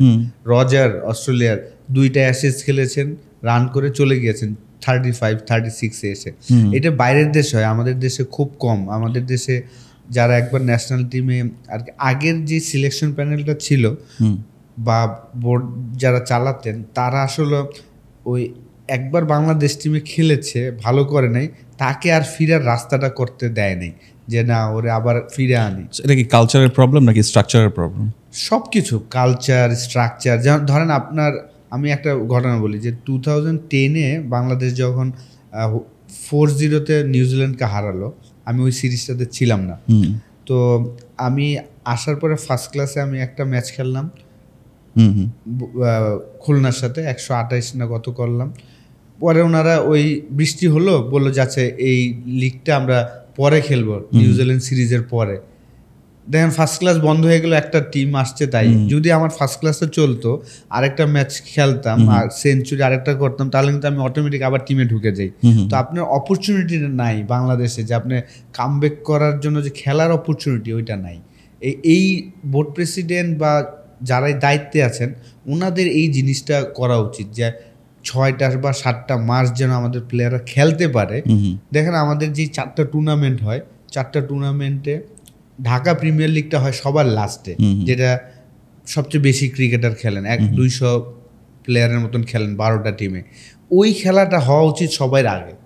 ওইখানে যারা খেলবে না তারা তারপরে আসবে ফার্স্ট ডিভিশন, ওইখানে খেলতে পারছে না তারা তারপরে যাবে সেকেন্ড ডিভিশন, তারপরে যাবে থার্ড ডিভিশন, এইভাবে হওয়া উচিত। কিন্তু আমাদের সব উল্টা হয়, আপনি শুরুতে খেলবেন হলো থার্ড ডিভিশন, সেকেন্ড ডিভিশন। তো একটা যে কোয়ালিটি প্লেয়ার, সে ওয়েট করছে যে প্রিমিয়ার লিগ খেলবে, দেখা যায় যে পুরো সিজন তার কোনো ম্যাচই খেলা হয়নি। অনেক প্লেয়ার আছে যে আপনি পুরো সিজন প্রিমিয়ার লিগ খেলার জন্য বসে থাকে, কিন্তু তারপরে খেলাই হয় না। তো এই জিনিসগুলো আমাদের চেঞ্জ করা উচিত। আমি মনে করি যে ওয়ার্ল্ড চ্যাম্পিয়ন তো আমরা আশা করি, কিন্তু ওয়ার্ল্ড চ্যাম্পিয়ন হওয়ার আগে আপনাকে সব কিছু ফ্যাসিলিটিস ওইভাবে তৈরি করাটা উচিত আমি মনে করি। জি জি জি ভাইয়া, ক্রিকেটের স্টাইলটা আপনার ডে বাই ডে কিন্তু অনেক চেঞ্জ হয়ে যাচ্ছে।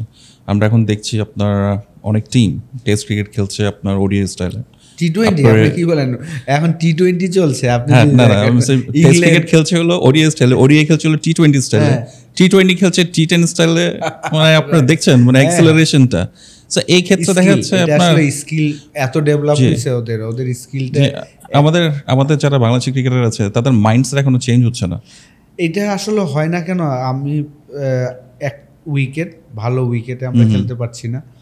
আরেকটা হলো ক্লাব ক্রিকেট থেকে আসলে প্লেয়ার আমরা আনছি না। আমরা এজ লেভেল বলেন বা ক্রিকেট বোর্ডের যেই প্রোগ্রামগুলা সেইখান থেকে প্লেয়ার নিচ্ছি। কিন্তু আপনার ক্লাব ক্রিকেট থেকে যখন একটা প্লেয়ার আসবে, ক্লাবের যে প্রেশারটা, আপনার একটা কন্ট্রাক্ট হবে, ওই কন্ট্রাক্ট পাওয়ার জন্য আপনাকে পারফর্ম করতে হবে। তার পারফর্ম না করলে ম্যানেজমেন্ট থেকে যে প্রেশারটা দেয়, সাপোর্টারের যে একটা প্রেশার, আগে যে জিনিসটা আকরাম ভাই, বুলবুল ভাইরা পেয়েছেন বা আমিও অল্প পেয়েছি লাকিলি, তো এখনকার ক্রিকেটাররা কিন্তু ওইভাবে না।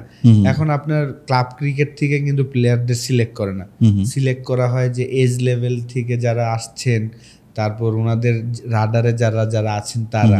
তো ক্লাব ক্রিকেট লাস্ট 15 বছর 10 বছর কিন্তু ক্লাব ক্রিকেটটা ধ্বংস হয়ে গেছিল। আপনি যদি নিচের লেভেলে শোনেন, যেটা আমি কোয়ালিফাইন খেলেছিলাম সেইটা বন্ধ হয়ে গিয়েছিল। তারপর 3rd ডিভিশন 2nd ডিভিশন এগুলা আগে থেকে ফিক্স করা থাকতো যে কারা চ্যাম্পিয়ন হবে। অনেক ঘটনা হয়েছে লাস্ট 15 বছরে। তো এই জায়গাতে আমাদের আমাদের খেলার মানটা কমে গিয়েছে। এই কারণে আসলে অন্য দেশ সবাই কিন্তু, আমরা বলছি যে আমরা ইমপ্রুভ করছি, ডেফিনেটলি আমরা ইমপ্রুভ করছি, না কিন্তু অন্য টিম তো আর বসে নেই, ওরা তো ঘুমাইতেছে না, ওরা আমাদের চেয়ে বেশি ইমপ্রুভ করতেছে। জি আমাদের চেয়ে বেশি ইমপ্রুভ করছে।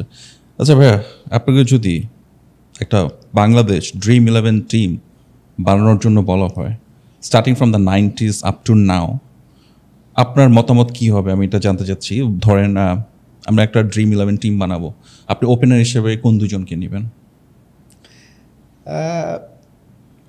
অনেকগুলা আমার চোখে তো ডেফিনেটলি দুজন, আমরা 11 জন বানাবো বেস্ট, বাংলাদেশের বেস্ট ড্রিম 11 টিম। আর কি ডিফিকাল্ট, ওই সময় মেহরাব হোসেন অপি ভাই সুপারস্টার ছিল। আমি যখন ছোট, প্রথম সেঞ্চুরিয়ান বাংলাদেশের ওপেনার হিসাবে। বিদ্যুৎ ভাই অসাধারণ একজন ব্যাটসম্যান ছিল। জাভেদ ভাই এক ধরনের স্টাইলে এক প্লেয়ার ছিলেন ওপেনার। আমরা 11 জন, তো 11 জন ডেফিনেটলি তামিম তো 1 নাম্বার আসবেন বাংলাদেশের ইতিহাসে। ওপেনার যদি একটা বলা হয় ডেফিনেটলি তামিম আসবেন। তার সাথে যদি আপনি ওভারঅল আমাকে বলেন, আমি মেহরাব হোসেন অপি ভাইকে রাখবো তামিমের সাথে। এটা কি ওয়ান ডে না এটা কোন ফরম্যাটে আপনি চিন্তা করছেন? আচ্ছা এটা ওডিআইতে যান। ওডিআই, আচ্ছা। নাম্বার 3 তে যেহেতু আমার চয়েসের টিম বলতেছেন, নাম্বার 3 তে আপনার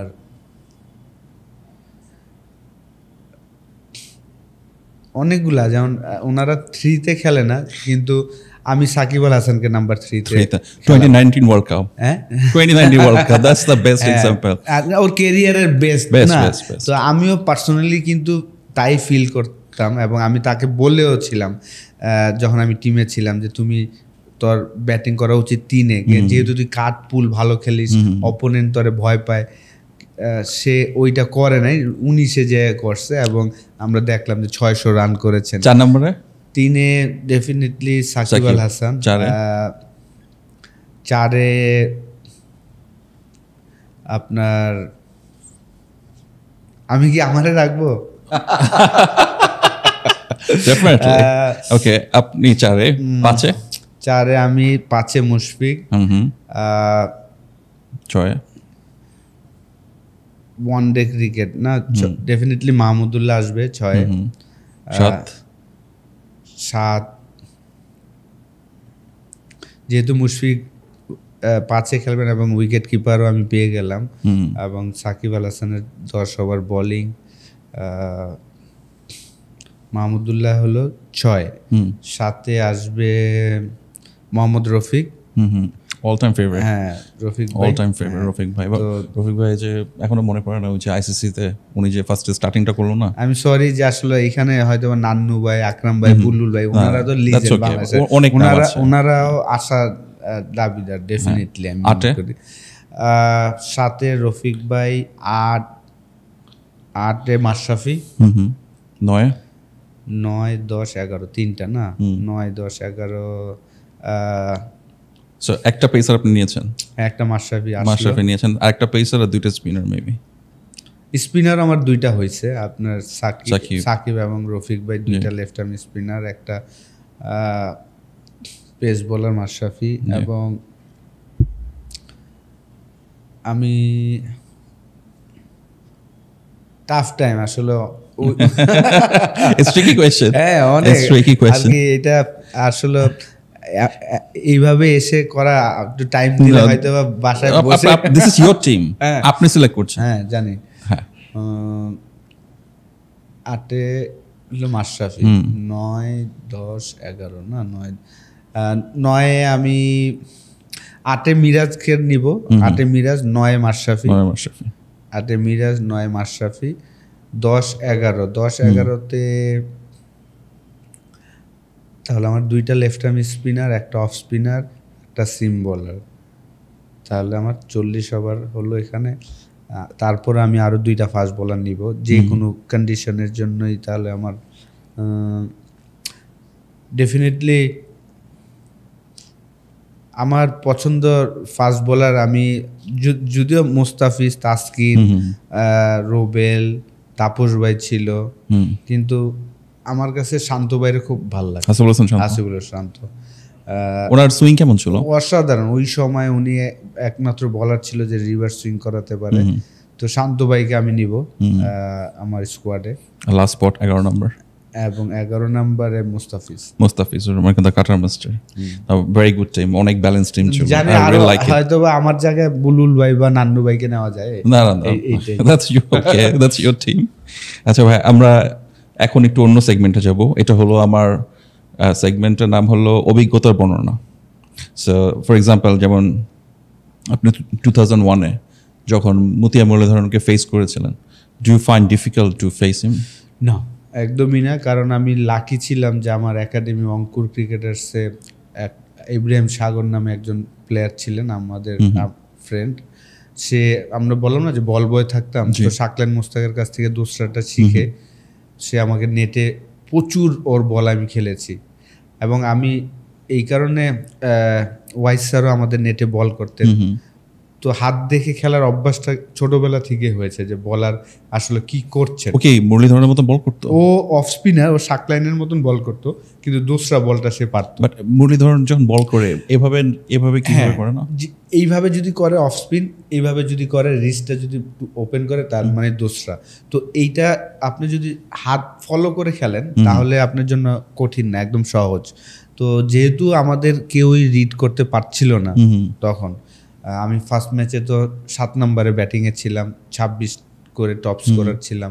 পরের সেকেন্ড ইনিংসে দুর্জয় ভাই আমাকে পাঠালেন ওনার পজিশনে, তারপর তো ওটা বাকিটুকু ইতিহাস। তো আমার কখনই ডিফিকাল্ট মনে হয়নি।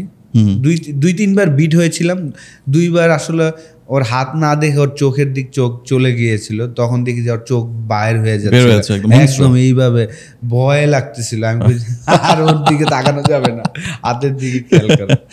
ভাই শোয়েব আখতারকে ফেস করছে, হ্যাঁ, কেমন লেগেছে প্রথমে যখন ওকে ফেস করেছে? Is he really daring? যেভাবে দৌড়ায় চিতাবাঘের মতো লাগে, ডেফিনেটলি ভয় লাগে। কিন্তু শোয়েব আখতারের একটা অ্যাডভান্টেজ আমার কাছে মনে হয়েছে, ও 6টা বল 6 আর কি, 2টা পেসে করতো আর কি, 2টা 138-এ করতো, 2টা 145, 2টা 150-তে করতো। আমার সবচেয়ে কঠিন লাগতো ফ্লিনটফের বল খেলতে আর কি, ওর এভরি বল 92 মাইল, এভরি বল। তো ডিফিকাল্ট, ওর বল আমার সবচেয়ে ডিফিকাল্ট। শোয়েব আখতারের বল ডিফিকাল্ট ছিল, কিন্তু সুইং কেমন ছিল? রিভার্স সুইং এর তো মাস্টার ছিল। একটা ম্যাচে আমি আর জাভেদ ভাই আমরা প্রায় 300 ছিলাম, 2 উইকেট, পরে 326-এ অল আউট আর কি। আইসা দেখলাম যে এত বড় বড় রিভার্স সুইং কোথা থেকে আসছে, তো অসাধারণ। ওর রানিংটাই আসলে অন্যরকম ছিল। হ্যাঁ, ওকে দেখলে সবাই ভয় পায়, এটা ট্রু। ও নাকি ধরে নাকি আওয়াজ করে, হ্যাঁ ট্রু না? হ্যাঁ। আচ্ছা ভাইয়া, এই কার্ডিফে আপনি যখন 100 করছিলেন, কোন পয়েন্টে আপনার মনে হয়েছিল যে we are going to win this match? After 4টা 4 মারার পরে জাভেদ ভাই আউট হওয়ার পরে যখন সুমন ভাই আসলো, তখনই আমি সুমন ভাইয়ের সাথে ডিসকাস করছিলাম যে সুমন ভাই ম্যাচ জেতা সম্ভব। তো সুমন ভাই তখন বলছিল যে তুই এইসব চিন্তা না করে জাস্ট তোর ব্যাটিং তুই কর। তো এভরি ওভারে আমি একটা একটা করে বাউন্ডারি মারার চেষ্টা করছিলাম, ক্যালকুলেটিভ করে যে এইখানে লেফট আর্ম স্পিনার কাভারের উপর দিয়ে, রাইট আর্ম ফাস্ট বোলার আসছে শর্ট ফাইনের উপর দিয়ে মারবো, এইভাবে করে এভরি ওভারে একটা একটা করে বাউন্ডারি মারছিলাম। মাঝে মধ্যে দেখছিলাম যে পন্টিং আপনার কাছে আসে, কি কি জিনিস বলে চলে যায়, কি বলে? না, ওরা আসলে চিন্তাই করতে পারে না ওই সময় অস্ট্রেলিয়া টিম তারা অলওয়েজ ক্লোজ ম্যাচ আর কি, 20 বলে 20 রান দরকার, ওইসব ম্যাচ ওরা সব জিততো। ও কখনোই চিন্তা করতে পারে না যে এই ম্যাচ আমরা জিততে পারি আর কি। তখনকার 250 রান কিন্তু এখনকার 350-400 রানের সমান 2005-এ। তো কিন্তু আমার মধ্যে ওই বিশ্বাসটা ছিল। আপনাকে অনেক স্লেজিং করেছেন? না, ওরা তো ওই দিন করে না, পরের খেলায় যখন গেলাম তখন অ্যান্ড্রু সাইমন্স, তারপর ওয়াটসন এসে স্লেজিং। অস্ট্রেলিয়ানরা কি লাইক মোর স্লেজিং করে সব ক্রিকেটারদের? আমাদের সাথে করতো না কেন, কারণ আমরা তো অতটা ভালো ক্রিকেট খেলতাম না। তো আমাদের সাথে ওরা খুবই ভালো ব্যবহার করতো আমাদের সাথে। যেমন সেঞ্চুরির পরে তো সবাই আমাদের, জাভেদ ভাই, শাহরিয়ার নাফিস, আফতাব, সবাই তো স্টাম্প নেওয়ার জন্য পাগল হয়ে গেছে।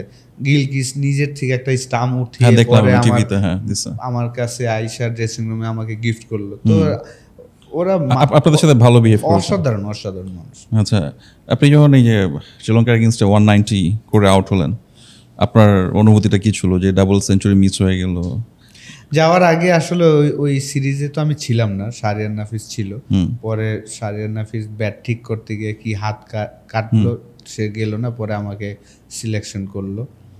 যাওয়ার সময় কিন্তু আমি বলে গিয়েছিলাম সবাই যে এইবার যদি সেঞ্চুরি করে আমি 200 মারবো, এরকম একটা আমার ইচ্ছে জিত ছিল। ওটা যদি আপনি করতেন তাহলে আপনি বাংলাদেশের ফার্স্ট ডাবল সেঞ্চুরিয়ান হতেন। জি, আসলে এর আগের দিনই এটা ছিল না, এটা আসলে এখন মনে যাব। আমি একটা ইন্টারভিউতে শুনেছি আপনারা কি ঘুমাতে পারেন না, সুইমিং পুলে গেছেন রাত, আসলে কখন যাব 200 করব, ভোর 5টার সময় উঠে আমি সুইমিং পুলে যে সুইমিং করতেছি আর কি।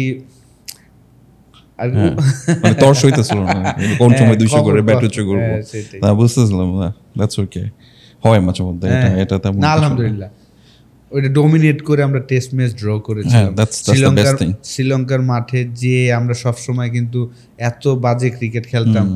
ওই ফার্স্ট টাইম যে আমরা ডমিনেট করে 650 রান, ওরা অলমোস্ট 600 রানের মতন করেছে, আমরা ওইটা টপ গিয়ে ম্যাচ ড্র করেছি। তো ভাল লাগছে। ইন্ডিয়ার সাথে 158, হ্যাঁ, হাউ ওয়াজ দ্য এক্সপেরিয়েন্স? ওইটা তো আসলে অন্য লেভেলের একটা। আপনি কিন্তু অ্যাটাকিং ছিলেন অল দ্য ওয়ে, পুরাই ওই ইনিংসটা অসাধারণ একটা। অনিল কুম্বলে, হরভজন, যাকে ইরফান পাঠান পেয়েছেন, সবাইকে খান, সবাই ওই ম্যাচেই মনে হয় রাহুল দ্রাবিড়, গম্ভীর, তারপর আরো কে জানি সেঞ্চুরি করেছেন, কিন্তু ম্যান অফ দ্য ম্যাচ আমি হয়েছিলাম। তো ডিফারেন্ট। এন্ড দ্য লাস্ট আপনার 94, আপনার আমার personal favourite. I love 94 that innings. ওটাতে আই থিঙ্ক ইংল্যান্ড ফার্স্টে ব্যাটিং করে 390 প্লাস কিছু একটা করেছে না? মানে আপনি কিন্তু বিশ্বাস রেখেছেন যে আমরা ম্যাচটা জিততে পারি। যতক্ষণ ছিলাম মনে হচ্ছিল যে ম্যাচ ক্লোজ আর কি। হ্যাঁ, ওরকম ছিল। যেমন আমি আর জাভেদ ভাই ব্যাটিংয়ে, তার আগে আমরা মনে হয় সাউথ আফ্রিকার সাথে বাংলাদেশে একটা টেস্ট সিরিজ খেলছিলাম। তো আমার প্রথম রান করতে 27 বল লেগেছিল। তো ওই ম্যাচে আমি 20 বলে 50 করার পরে জাভেদ ভাই বলি যে ভাই কি খেলা দেখেন, 27 বল লাগে 1 রান করতে। আজকে আমার জাভেদ ভাইকে আমি জাভেদ ভাই খেলা ফলো করছি। জাভেদ ভাই আউটসাইড অফ বলে লিভ করে মানে কেন, ওয়াই? না, এইটা একটা পার্টনারশিপ ছিল আমাদের, খুব ভালো পার্টনারশিপ ছিল। তো ওইটাই আসলে ক্রিকেটটা একটা ফানি গেম। হ্যাঁ, মানে জাভেদ ভাই সবগতভাবে একটু ডিফেন্সিভ টাইপের খেলতে পছন্দ করে না? জাভেদ ভাই কিন্তু এইভাবে 40টা টেস্ট ম্যাচ খেলেছেন। আমরা কিন্তু যারা লেটে ব্যাটিং করতাম, আমরা চাইতামই জাভেদ ভাই আউট না হোক আর কি, বলটা যেন পুরান করে আসে, তাহলে আমাদের জন্য সহজ হতো আর কি খেলাটা। না, জাভেদ ভাই এটা করেছে, ভালোভাবে করেছে। এটা উনি টেস্টে করেছে ঠিক আছে, বাট ওয়ান ডেতে আমরা যারা মানে সাধারণ দর্শক ছিলাম, আর এটা আমাদের মানে কমেন্ট আর কি, যে বলতাম যে ভাইয়া একটু পিটান। ভাইয়া এই যে 4-5টা আপনার ইনিংসের কথা বললাম, এর মধ্যে আপনার পার্সোনাল ফেভারিট কোনটা? টেস্ট ক্রিকেটে ডেফিনেটলি 158। ওয়ান ডে ক্রিকেটে যদি বলেন সাউথ আফ্রিকার সাথে 2007-এর ওয়ার্ল্ড কাপ 87-এর ইনিংসটা আমার ফেভারিট অল টাইম। আর কি ওই ইনিংসটা অসাধারণ একটা ইনিংস আমি ফিল করি। টপ ব্যাটসম্যানরা, গ্রেট প্লেয়াররা এরকম ইনিংস খেলে আর কি। শর্টসগুলো যদি আপনি দেখেন, আর টি-20-তে তো আপনার যেটা ফাস্টেস্ট 50 ওয়েস্ট ইন্ডিজের সাথে। জি জি জি জি আমাদের এই সেগমেন্ট এখানেই শেষ। আমরা নেক্সট সেগমেন্টে যাব। নেক্সট সেগমেন্টের নাম হলো জনগণের প্রশ্ন। আমরা আমাদের সোশ্যাল মিডিয়া থ্রুতে কিছু কালেকশন করেছি কোয়েশ্চেন স্যার। সো আমি এগুলো অলরেডি লিস্ট করেছি। আমি কোয়েশ্চেন্সগুলো পড়বো আর নাম বলবো, কে কে কোয়েশ্চেন পাঠিয়েছেন কোত্থেকে, অ্যান্ড ভাইয়া থেকে অ্যান্সার নিব। সো পটিয়া থেকে সৌরভ লিখেছেন, ভাইয়া অবসর সময় কি করতে পছন্দ করেন? খেলা থাকলে, লাইভ খেলা থাকলে লাইভ খেলা দেখি, আর না হলে মুভি দেখতে আমি খুব পছন্দ করি। একই মুভি আমি প্রায় 20-25 বারও দেখি। কোনটা? যে কোনো মুভি যদি পছন্দ হয়। হ্যাঁ, আর না যদি আমার কোনো খেলা না থাকে তখন আমি বাসায় বসে বসে দেখি। আর আমার ওয়াইফ বলে যে এমনভাবে দেখতেছো যে এটা মনে আজকে ফার্স্ট দেখতেছো। আপনার পছন্দের মুভি কোনটা? আমার সব মুভি ভালো লাগে আর কি। কোনো পার্সোনাল ফেভারিট না, এরকম নাই। আমি সব কিছু দেখেই আসলে আর কি ফিল করতে চেষ্টা করি যে কি কি হয়। আচ্ছা, সিরাজগঞ্জ থেকে সাগর লিখেছেন, বাংলাদেশ টিমে আপনার বেস্ট ফ্রেন্ড কে? বাংলাদেশ টিমে আসলে আমি তো একদম আর্লি এজে ঢুকেছিলাম। আমার সব সিনিয়ররা আমার খুব ক্লোজ ফ্রেন্ড আর কি। ধরেন সুজন ভাই, রফিক ভাই, পাইলট ভাই, জাভেদ ভাই, ওনারা আমার খুব ক্লোজ। বুলবুল ভাই আর কি, ওনাদের সাথে আমার চলাফেরা করতে মজা লাগতো। মাশরাফি, মোহাম্মদ শরীফ, এই দুইজন যদি একজন বেস্ট ফ্রেন্ড বলতে হয়, একসাথেই যেহেতু আমরা ঢুকেছিলাম একই এজের, তো মাশরাফি ছিল একদম।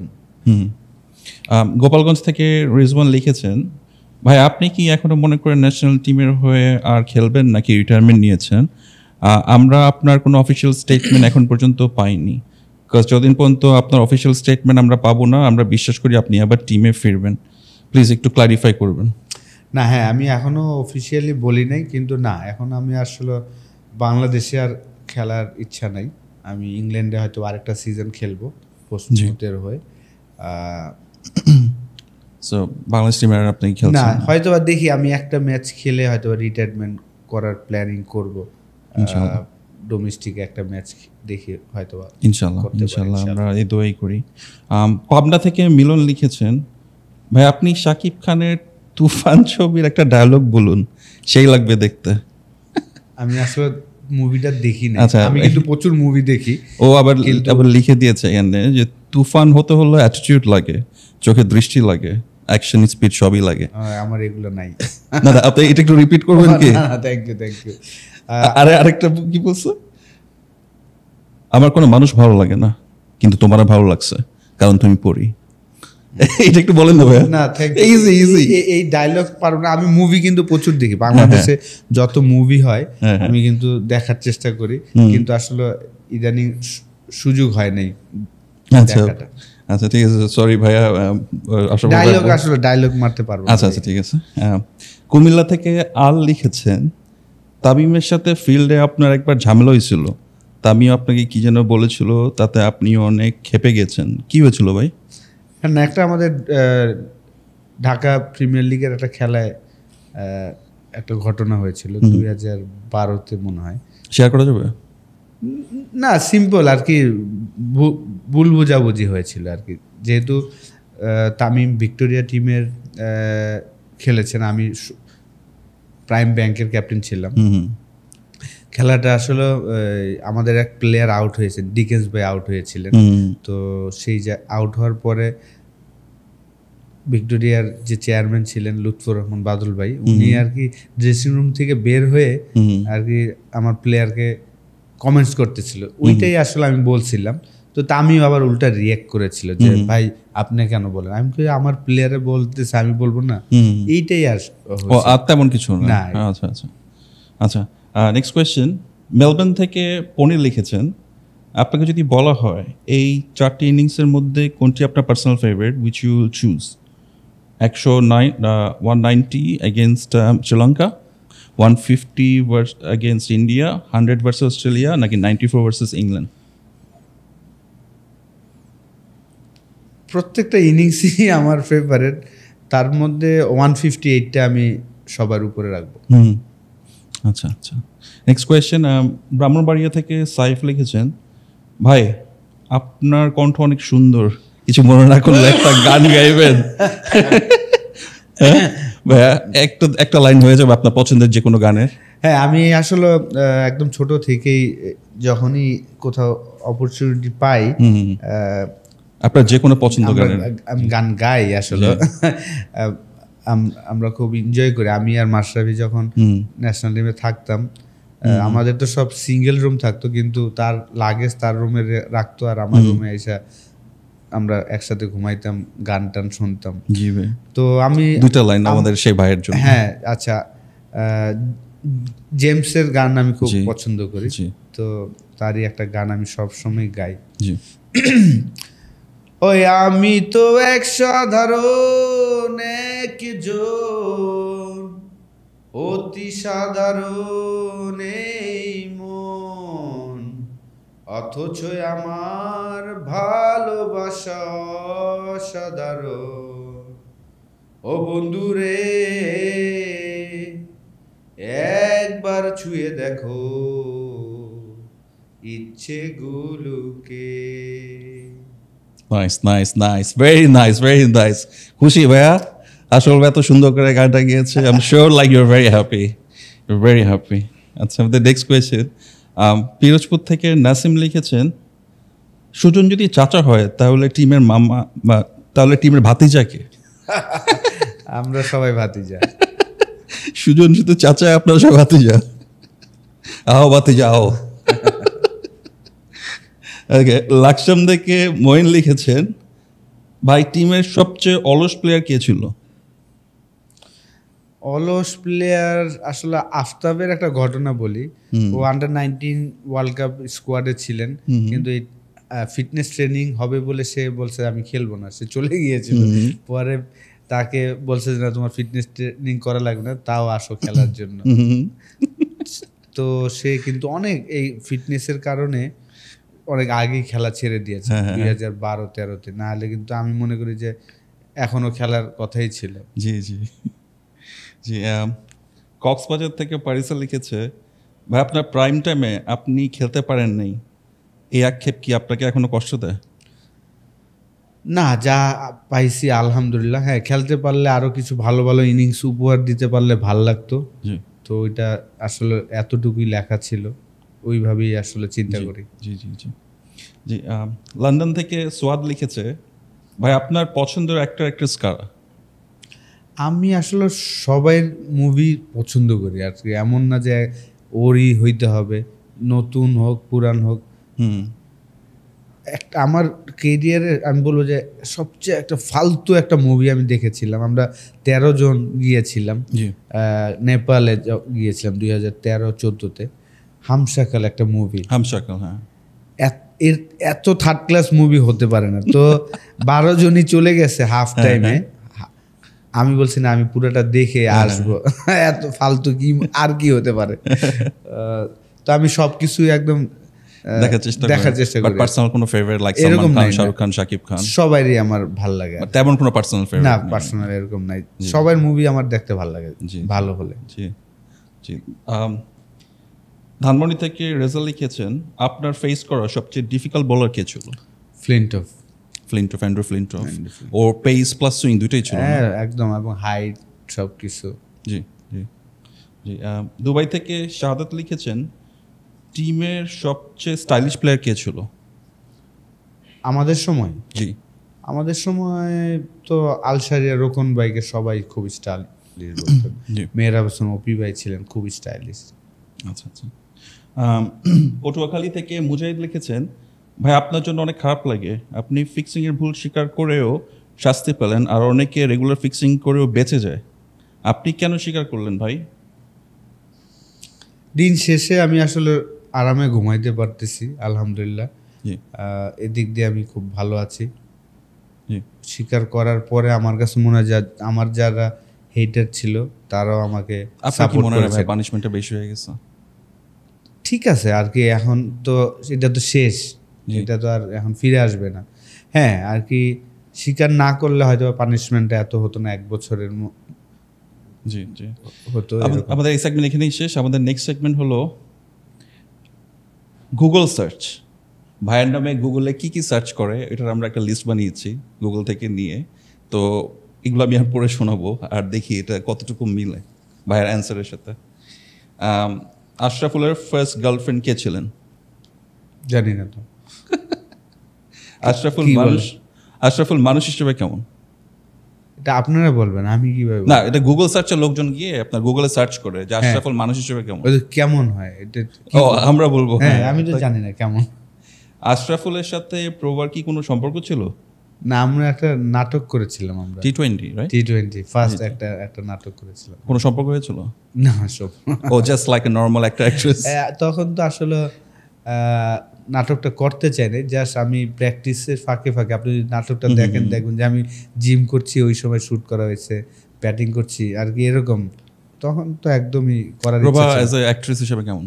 অসাধারণ, ভালো অভিনেত্রী, খুবই ভালো। আশরাফুলের ফেভারিট কালার কি? সাদা। আশরাফুলের গাড়ির নাম কি? এলিয়েন। এখন আশরাফুলের বেস্ট ফ্রেন্ডের নাম কি? Best friend Arif. আশরাফুলের ফেভারিট ফুড কি? চালের রুটি, গরুর মাংস, গরুর ভুঁড়ি। আশরাফুল কি 5 ওয়াক্ত নামাজ পড়ে? চেষ্টা করি। জি জি, গুগল সার্চে আপনারা এসব কোয়েশ্চেন করেছেন, এর মধ্যে অনেক ওয়েট কোয়েশ্চেনও ছিল, বাট রেখেছি আমি এই সেগমেন্টটা। আমাদের এই সেগমেন্টটা এখানেই শেষ। আমাদের নেক্সট সেগমেন্ট হলো আপনার কি মনে হয়। এই সেগমেন্টটা হলো আপনার কি মনে হয়। আমি এক একটা স্টেটমেন্ট বলবো, আপনি জাস্ট আপনার মতামতটা দিবেন। আচ্ছা, আপনি যদি আবার জন্মগ্রহণ করতে পারতেন, কোন কোন মিস্টেক্সগুলো লাইফে রিপিট করতেন না?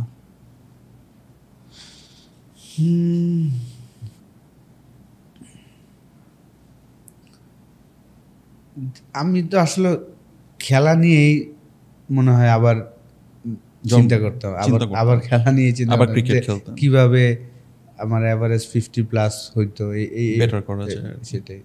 আচ্ছা, কারেন্ট জেনারেশনের মধ্যে ন্যাশনাল টিমে খেলতে পারছে না এমন 3জন আনলাকি প্লেয়ার্স কারা, যাদের আপনার মানে কারেন্ট জেনারেশনে যে আমাদের ন্যাশনাল ক্রিকেট টিম, যাদের যে 3জনের টিমে চান্স পাওয়ার দরকার বাট তাদেরকে নেওয়া হচ্ছে না, বাট আপনি মনে করেন যে দে ডিজার্ভ দ্য স্পট? এখনো ওইভাবে কেউ নাই আমার কাছে মনে যায় আর কি। তাদের পারফরমেন্সটা আমরা আর কি, নাইম ইসলাম, যারা আমরা ছক্কা নাইম বলে চিনি, তাকে হয়তোবা টেস্ট ক্রিকেটে আরও বেশি অপরচুনিটি দেওয়া উচিত ছিল লাস্ট 7-8 বছর। তুষার ভাই, ওনাকে অপরচুনিটি দেওয়া উচিত ছিল, যেই 3 বছর উনি 1700 করে রান করেছিলেন, ওনাদের খেলার অপরচুনিটি করে দেওয়া উচিত ছিল। এই 2জন আমি মনে করি যে তারা ডিজার্ভ আরও বেশি আর কি। 2007-এ এবং 2014-তে তারা তাদের লাস্ট খেলা খেলেছেন, কিন্তু তাদের আরও বেশি অপরচুনিটি করা উচিত ছিল, বিশেষ করে টেস্ট ক্রিকেট। জি, নেক্সট কোয়েশ্চেন হলো, একজন ভালো বোর্ড প্রেসিডেন্ট হওয়ার জন্য যেসব গুণাবলী লাগে, ওই ক্যারেক্টারিস্টিক্সটা কোন প্লেয়ারদের মধ্যে আছে বা ছিল, যাকে আপনি অ্যাজ এ বোর্ড প্রেসিডেন্ট হিসেবে দেখতে চান? দেখেন, প্লেয়ার হলেই যে বোর্ড প্রেসিডেন্ট হবে এটা আমি মনে করি না। এই যে প্লেয়ার হলেই যে আপনি বোর্ড প্রেসিডেন্ট হবেন, হইলেই হবে এরকম না। ভালো কেউ আপনার কাছে মনে হয় যে আমার কাছে মনে হয় যে সাবের হোসেন চৌধুরী, উনি যদি আরেকটু লম্বা সময় থাকতেন তাহলে হয়তো আমাদের ক্রিকেটটা আরেকটু ডেভেলপ, ক্যারিয়ার মানে আমাদের আমি স্ট্রাকচারের জন্য আমার কাছে মনে হয় যে আরো বেটার হতো উনি যদি আরো বেশি দিন থাকতে পারত। নেক্সট কোয়েশ্চেন হলো, সাকিব তামিম দ্বন্দ্ব মিটিয়ে ফেলার জন্য অ্যাজ এ বড় ভাই হিসেবে আপনার পরামর্শ কি? এটা আসলে যার যার ব্যক্তিগত বিষয়, এটা আমি বড় ভাই হিসেবে আপনি কিছু বলতে চান? আমার তো আসলে এটা আমি জানি না ওদের কি বিষয় নিয়ে কি হয়েছে, কিন্তু আমাকে যদি বলেন, আমি মনে করি যে নিজের থেকে যে 2জন আর কি, আমার সাথে যদি কেউ কোনো সমস্যা থাকে, আমি যেটা করি যে সরি বলে যদি ভুল হয়েও থাকে, ভুল হইতেই পারে মানুষের কোনো কিছু, সরি বলে এবং মাফ করে দেওয়াটাই এইটাই আর কি সবচেয়ে ভালো। যে আপনার কি মনে হয় আমাদের প্লেয়ারদের মধ্যে নার্ভাস ব্রেকডাউন জিনিসটা অনেক বেশি হয়? ওরা যখন বড় টিমদের সাথে খেলে মেন্টালি একটু লো হয়ে যায়, আপনার কি মনে হয় নার্ভাস ব্রেকডাউন জিনিসটা অনেক বেশি হয়? এটা ওই যে বললাম না, যে আমাদের তৈরি হচ্ছে যে আমরা ওই প্রেশারটা নিয়ে আসছি না, যে ক্লাব ক্রিকেটে যে একটা প্রেশার ছিল আমরা শুরুতে পেয়েছিলাম, এখন যারাই তৈরি হচ্ছে তারা একটা ক্রিকেট বোর্ডের যেই প্রোগ্রাম, ওই প্রোগ্রামের মাধ্যমে আসছে, তারা ক্লাব প্রেশারটা ওইভাবে কিন্তু পাচ্ছে না। আগে যেমন একটা আবহানী মোহামেডানের খেলা হলে দেখা যেত যে পুরো 25-26 হাজার মানুষ মাঠে থাকতো। অনেক গল্প শুনছি যে রেজাল্ট পজিটিভ না হলে তারা ড্রেসিং রুম থেকে 2-3 ঘন্টা পরে বের হতো। এই যে প্রেশারগুলো, এই প্রেশারগুলো এখনকার প্লেয়াররা তো নিতে পারছে না, বা আমাদের প্র্যাকটিস প্রিপারেশনটা ওইভাবে হচ্ছে না, যে হার্ড ট্রেনিং, যে আপনার যেই সিচুয়েশনগুলো ম্যাচে পরে ওইভাবে হয়তো আমরা ট্রেনিংটা ওইভাবে করতে পারছি না। বাংলাদেশ ক্রিকেটের compare to others cricket nation, Bangladesh cricket খুব বেশি ইমপ্রুভমেন্ট করছে না। আমি 4টা কারণ বলবো আপনাকে, আপনার কি মনে হয় এই 4টা কারণের মধ্যে কোনটা সবচেয়ে বেশি যুক্তিসঙ্গত? ক্রিকেট বোর্ড ঠিক কাজটা করছে না যেটা ক্রিকেট বোর্ডের করা উচিত। আমাদের প্লেয়ার্সরা মোটামুটি বা অ্যাভারেজ টাইপের, ওয়ার্ল্ড ক্লাস প্লেয়ার খুব কম আছে আমাদের ক্রিকেটে। রাইট টিম সিলেক্ট করা হয় না রাইট অপোজিশনের জন্য। আর ক্রিকেট স্ট্রাকচার যতদিন পর্যন্ত চেঞ্জ না হবে প্লেয়াররা বেস্টটা ডেলিভারি দিতে পারবে না। আপনার কি মনে হয় যে বাংলাদেশ ক্রিকেট কেন ইমপ্রুভ করছে না এই 4টা কারণের মধ্যে? চারটাই আছে, 4টাই কারণ। আচ্ছা, অ্যাবভ অল দিয়ে দিব না আমরা। এই সেগমেন্ট এখানেই শেষ। আমাদের নেক্সট সেগমেন্টটা হলো শূন্যস্থান পূরণ করুন। আরে ভাই আর বল। আচ্ছা ঠিক আছে, আপনার দেখা আজ পর্যন্ত বাংলাদেশ টিমের জন্য সবচেয়ে বেস্ট কোচ হলো আপনার দেখা এডি বার্লো। আপনার ন্যাশনাল টিমে খেলার সময় সবচেয়ে বেশি বেস্ট কমফোর্টেবল ফিল করেছেন কার আন্ডারে খেলায় কোচ? এডি বার্লোকে আমি ন্যাশনাল টিমে পাই নাই। আমার কাছে শেন জার্গারসন এবং শন উইলিয়ামস, এই দুইটা কোচ আমার কাছে খুব কমফোর্টেবল লেগেছে। এই দুইটা কোচ, শেন জার্গারসনের কথা ইমরুল ভাই বলেছে, আমি যখন ওনাকে জিজ্ঞেস করেছিলাম আমার শোতে, উনিও একই কথা বলেছে। খুবই ভালো। যদি বাংলাদেশ টিমে লোকাল কোচ রিক্রুট করতে হয়, অ্যাজ এ ব্যাটিং কোচ হিসেবে আপনি কাকে রিক্রুট করবেন? এখন ব্যাটিং কোচ আমাদের তো এখন অনেকগুলো আছে, যেমন তুষার ভাই কাজ করছেন, রাজিন ভাই কাজ করছেন। যদিও রাজিন ভাই মনে হয় ফিল্ডিং কোচ হিসাবে ঢুকেছিলেন। হ্যাঁ, যদি আপনাকে একজনই ব্যাটিং কোচ রিক্রুট করতে হয়,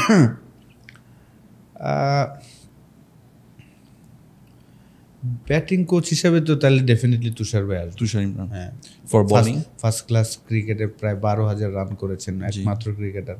ডেফিনেটলি উনি ব্যাটিং কোচ। বোলিংয়ে লোকাল কোচ?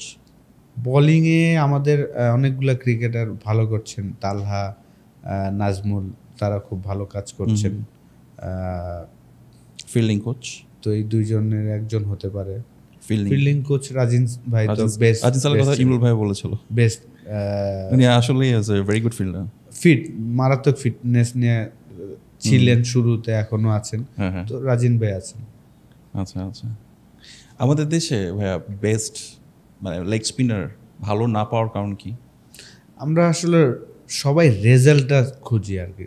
যে কোনো খেলায় আপনি রেজাল্ট হইতেই হবে, যেটা অস্ট্রেলিয়া, ইংল্যান্ডে আপনি খেয়াল করবেন যে তারা প্রমোট করে প্লেয়ারদের, তাদের ক্লাব ক্রিকেটগুলোতে রেজাল্ট না, তারা অপরচুনিটি করে দেয়। লেগ স্পিনার যতই মাইর খাক তাদের বল করাবে। আমাদের দেশে আমরা সবাই জিততে চাই, তো জিতার জন্য লেগ স্পিনাররা এক্সপেন্সিভ হবে। তো যখনই আপনি 2-3 ওভারে 30 রান দিয়ে ফেলবেন তখন আর বলই করানো হয় না। এই কারণে আসলে আমাদের লেগ স্পিনাররা তৈরি হয় না। জি, আমরা আমাদের নেক্সট সেগমেন্টে যাচ্ছি। নেক্সট সেগমেন্টের নাম হলো true or false. Imrul Kayes এবং তামিম ইকবাল যদি বাংলাদেশের ওপেনার হিসেবে আবার ব্যাক করে তাহলে বাংলাদেশ ক্রিকেটের জন্য বেটার হবে, ট্রু অর ফলস? এখন তো আর ব্যাক করলে কিছু হবে না, কারণ এই সময় তো আর ওরা খেলছে না, আগে করতে পারলে ভালো হতো। আচ্ছা আচ্ছা, আমি আমার বেস্ট দেওয়ার সুযোগ পাইনি, ট্রু অর ফলস? ট্রু। সুযোগ পাইনি না, বুঝলাম না। আমি যখন আমার প্রাইম টাইম ছিল, আমি ওই সময়টাতে সুযোগ পাইনি। না না, সুযোগ পাইছি, আমি দিতে পারিনি। আচ্ছা আচ্ছা, কারণ বাংলাদেশ টিমে অনেক প্লেয়ার্স সুযোগ পাচ্ছে যাদের সুযোগ পাওয়ার কথা না। True or false? Right. True. শান্তকে 3 ফরম্যাটে ক্যাপ্টেন্সি দেওয়া উচিত হয়নি। True or false? আমি ব্যক্তিগতভাবে চাইছি যে সে 3টা ফরম্যাটে ক্যাপ্টেন্সি করুক, কারণ আমাদের দেশে আমরা দেখেছি যে 3টা ফরম্যাটে যখন সাকিব নিষেধাজ্ঞা গেলেন, তারপরে যে 3টা ফরম্যাটে 3টা ক্যাপ্টেন দিলাম, ওইটা অতটা ভালো ছিল না, কারণ এক একজনের লাইকিংস থাকে এক একটা প্লেয়ারের প্রতি। এই কারণে আমি ব্যক্তিগতভাবে মনে করি একটা ক্যাপ্টেনই 3টা ফরম্যাটে থাকলে ভালো, সে যদি পারফর্ম করতে পারে। কিন্তু এটাও ঠিক যে সে ক্যাপ্টেন হওয়ার পরে কিন্তু পারফরমেন্সটা ওইভাবে আমরা পাচ্ছি না। আপনাকে সবাই বাংলাদেশের ফার্স্ট ক্রিকেটের সুপারস্টার হিসেবে গণ্য করে, আপনি কি নিজেও তা মনে করেন?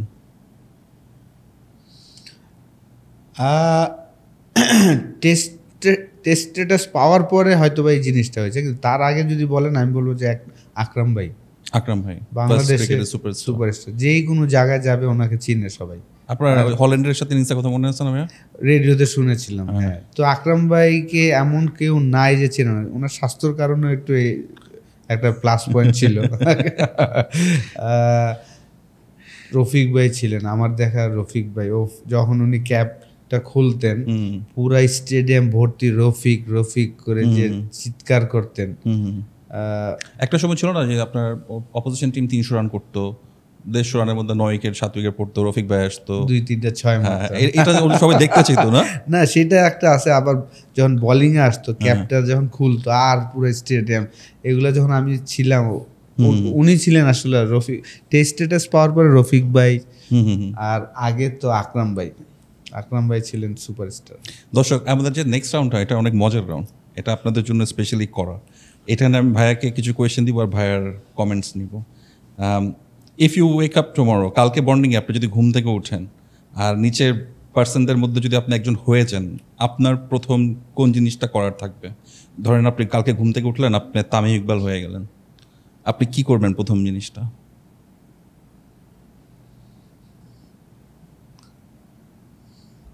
কি করবো এমন করছে? আপনি তামিম ইকবাল হয়ে গেলেন, ধরেন কালকে ঘুম থেকে উঠলেন, আপনি এখন তামিম ইকবাল, আপনি কি করবেন? ফার্স্ট থিং তামিম ইকবাল হয়তো বা কি করতো? আমি তো আসলে ওইভাবে বলতে পারবো না তামিম কি করে ঘুম থেকে উঠা। আমি যেটা করি যে এখন আমি কোচিং করাই, এখন ঘুম থেকে উঠা রেডি হয়ে কোচিং এর জন্য রেডি হই আর কি। সাকিব আল হাসান হলে কি হতো? আমি আসলে ওদের তো বলতে পারবো না ওরা সকালবেলা উঠে কি করে এই জিনিসটা। না ওই সময় যদি আচ্ছা আপনি বলতে পারছেন না, বলতে পারছেন না, আচ্ছা ঠিক আছে, সমস্যা নেই, আমরা এই কোয়েশ্চেনটি স্কিপ করে দিলাম। If you have the power to choose the following person, in which designation will you assign them? আপনার যদি পাওয়ার থাকতো, ক্ষমতা থাকতো, আপনি নিচের ব্যক্তিগুলোকে কিভাবে আপনি কোন কোন পজিশনে সেট করতেন? তামিম ইকবালকে কোন পজিশনে দিতেন আপনি? ও খুব ভালো অর্গানাইজার আর কি, খুব চমৎকার অর্গানাইজ করতে পারে। আমাদের টিম যখন খেলতে যেতাম, ডিনারের অ্যারেঞ্জমেন্ট বলেন বা গেট টুগেদার, এটা খুব চমৎকারভাবে সে অ্যারেঞ্জ করতে পারে।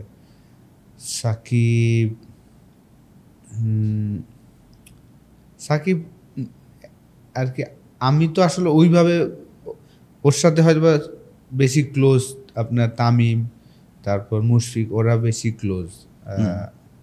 তো সাকিব তো জিনিয়াস, আমি বলবো যে ব্রেন, ক্রিকেট ব্রেন বলেন বা সব কিছুর ব্রেনই খুব চমৎকার। আপনি ক্রিকেট বোর্ডের কোন স্পটটা ওকে দিতেন? ক্রিকেট বোর্ডের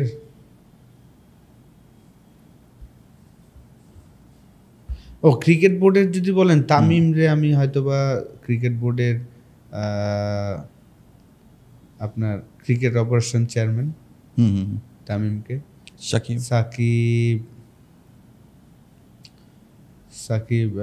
কি পোস্ট পাবে? এইগুলো ভাই ডিফিকাল্ট হয়ে যায়।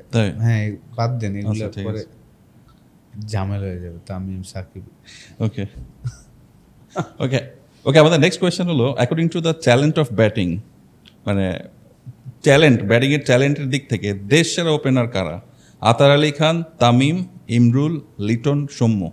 আপনি ধরেন র্যাঙ্কিং করতেছেন এই 5 জন প্লেয়ারকে, ট্যালেন্টের দিক থেকে আপনি কাকে কোন পজিশনে রাখবেন? আতার ভাই, তামিম, ইমরুল, লিটন, সৌম্য, একে কাকে রাখবেন? ট্যালেন্ট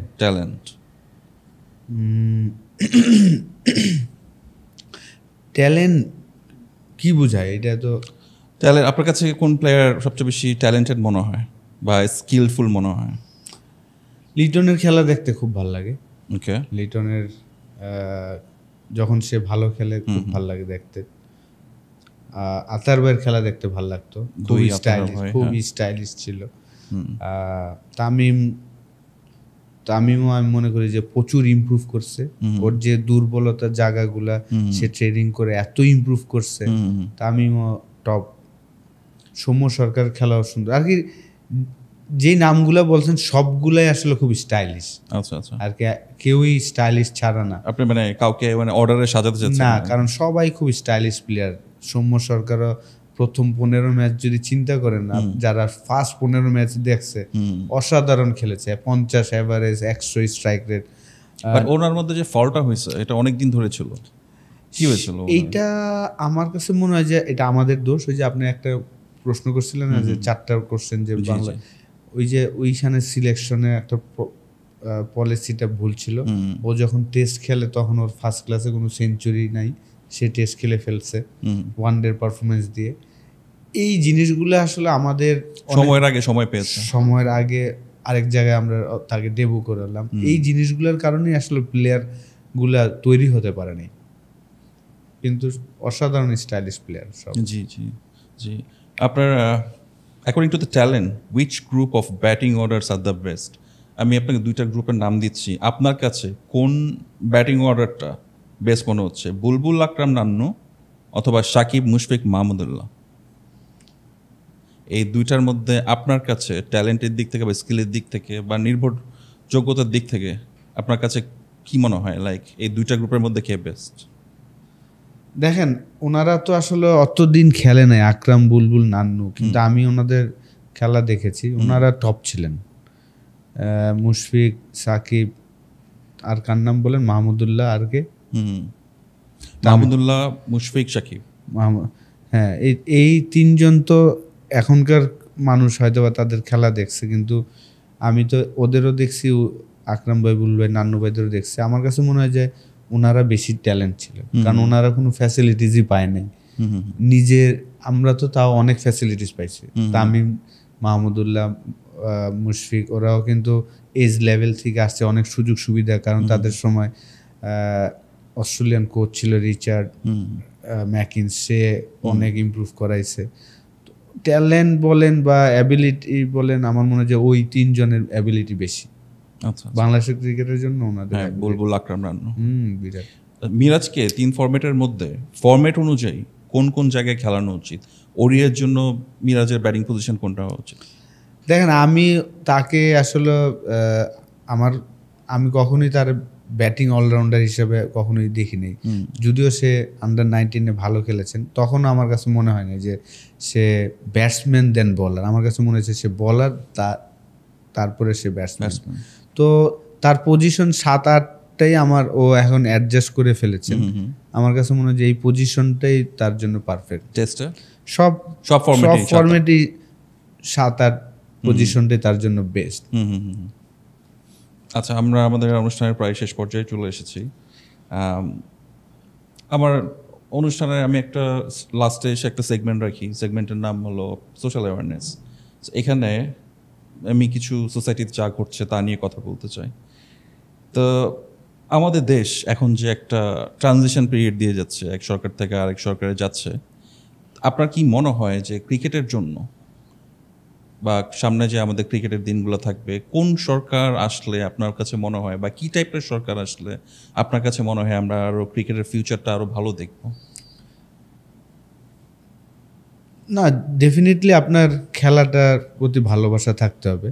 আমাদের আগের গভর্নমেন্টেও যে ছিলেন, আমরা দেখেছি যে জাস্ট ন্যাশনাল টিম কেন্দ্রিক ছিলেন ওনারা, কোনো ডেভেলপ করার কোনো ইয়া ছিল না, খালি ন্যাশনাল টিম কিভাবে রেজাল্ট পাবে, মানে রুট লেভেলে গিয়ে ডেভেলপমেন্টের কোনো ওইটা ওনাদের চিন্তা একদমই ছিল না।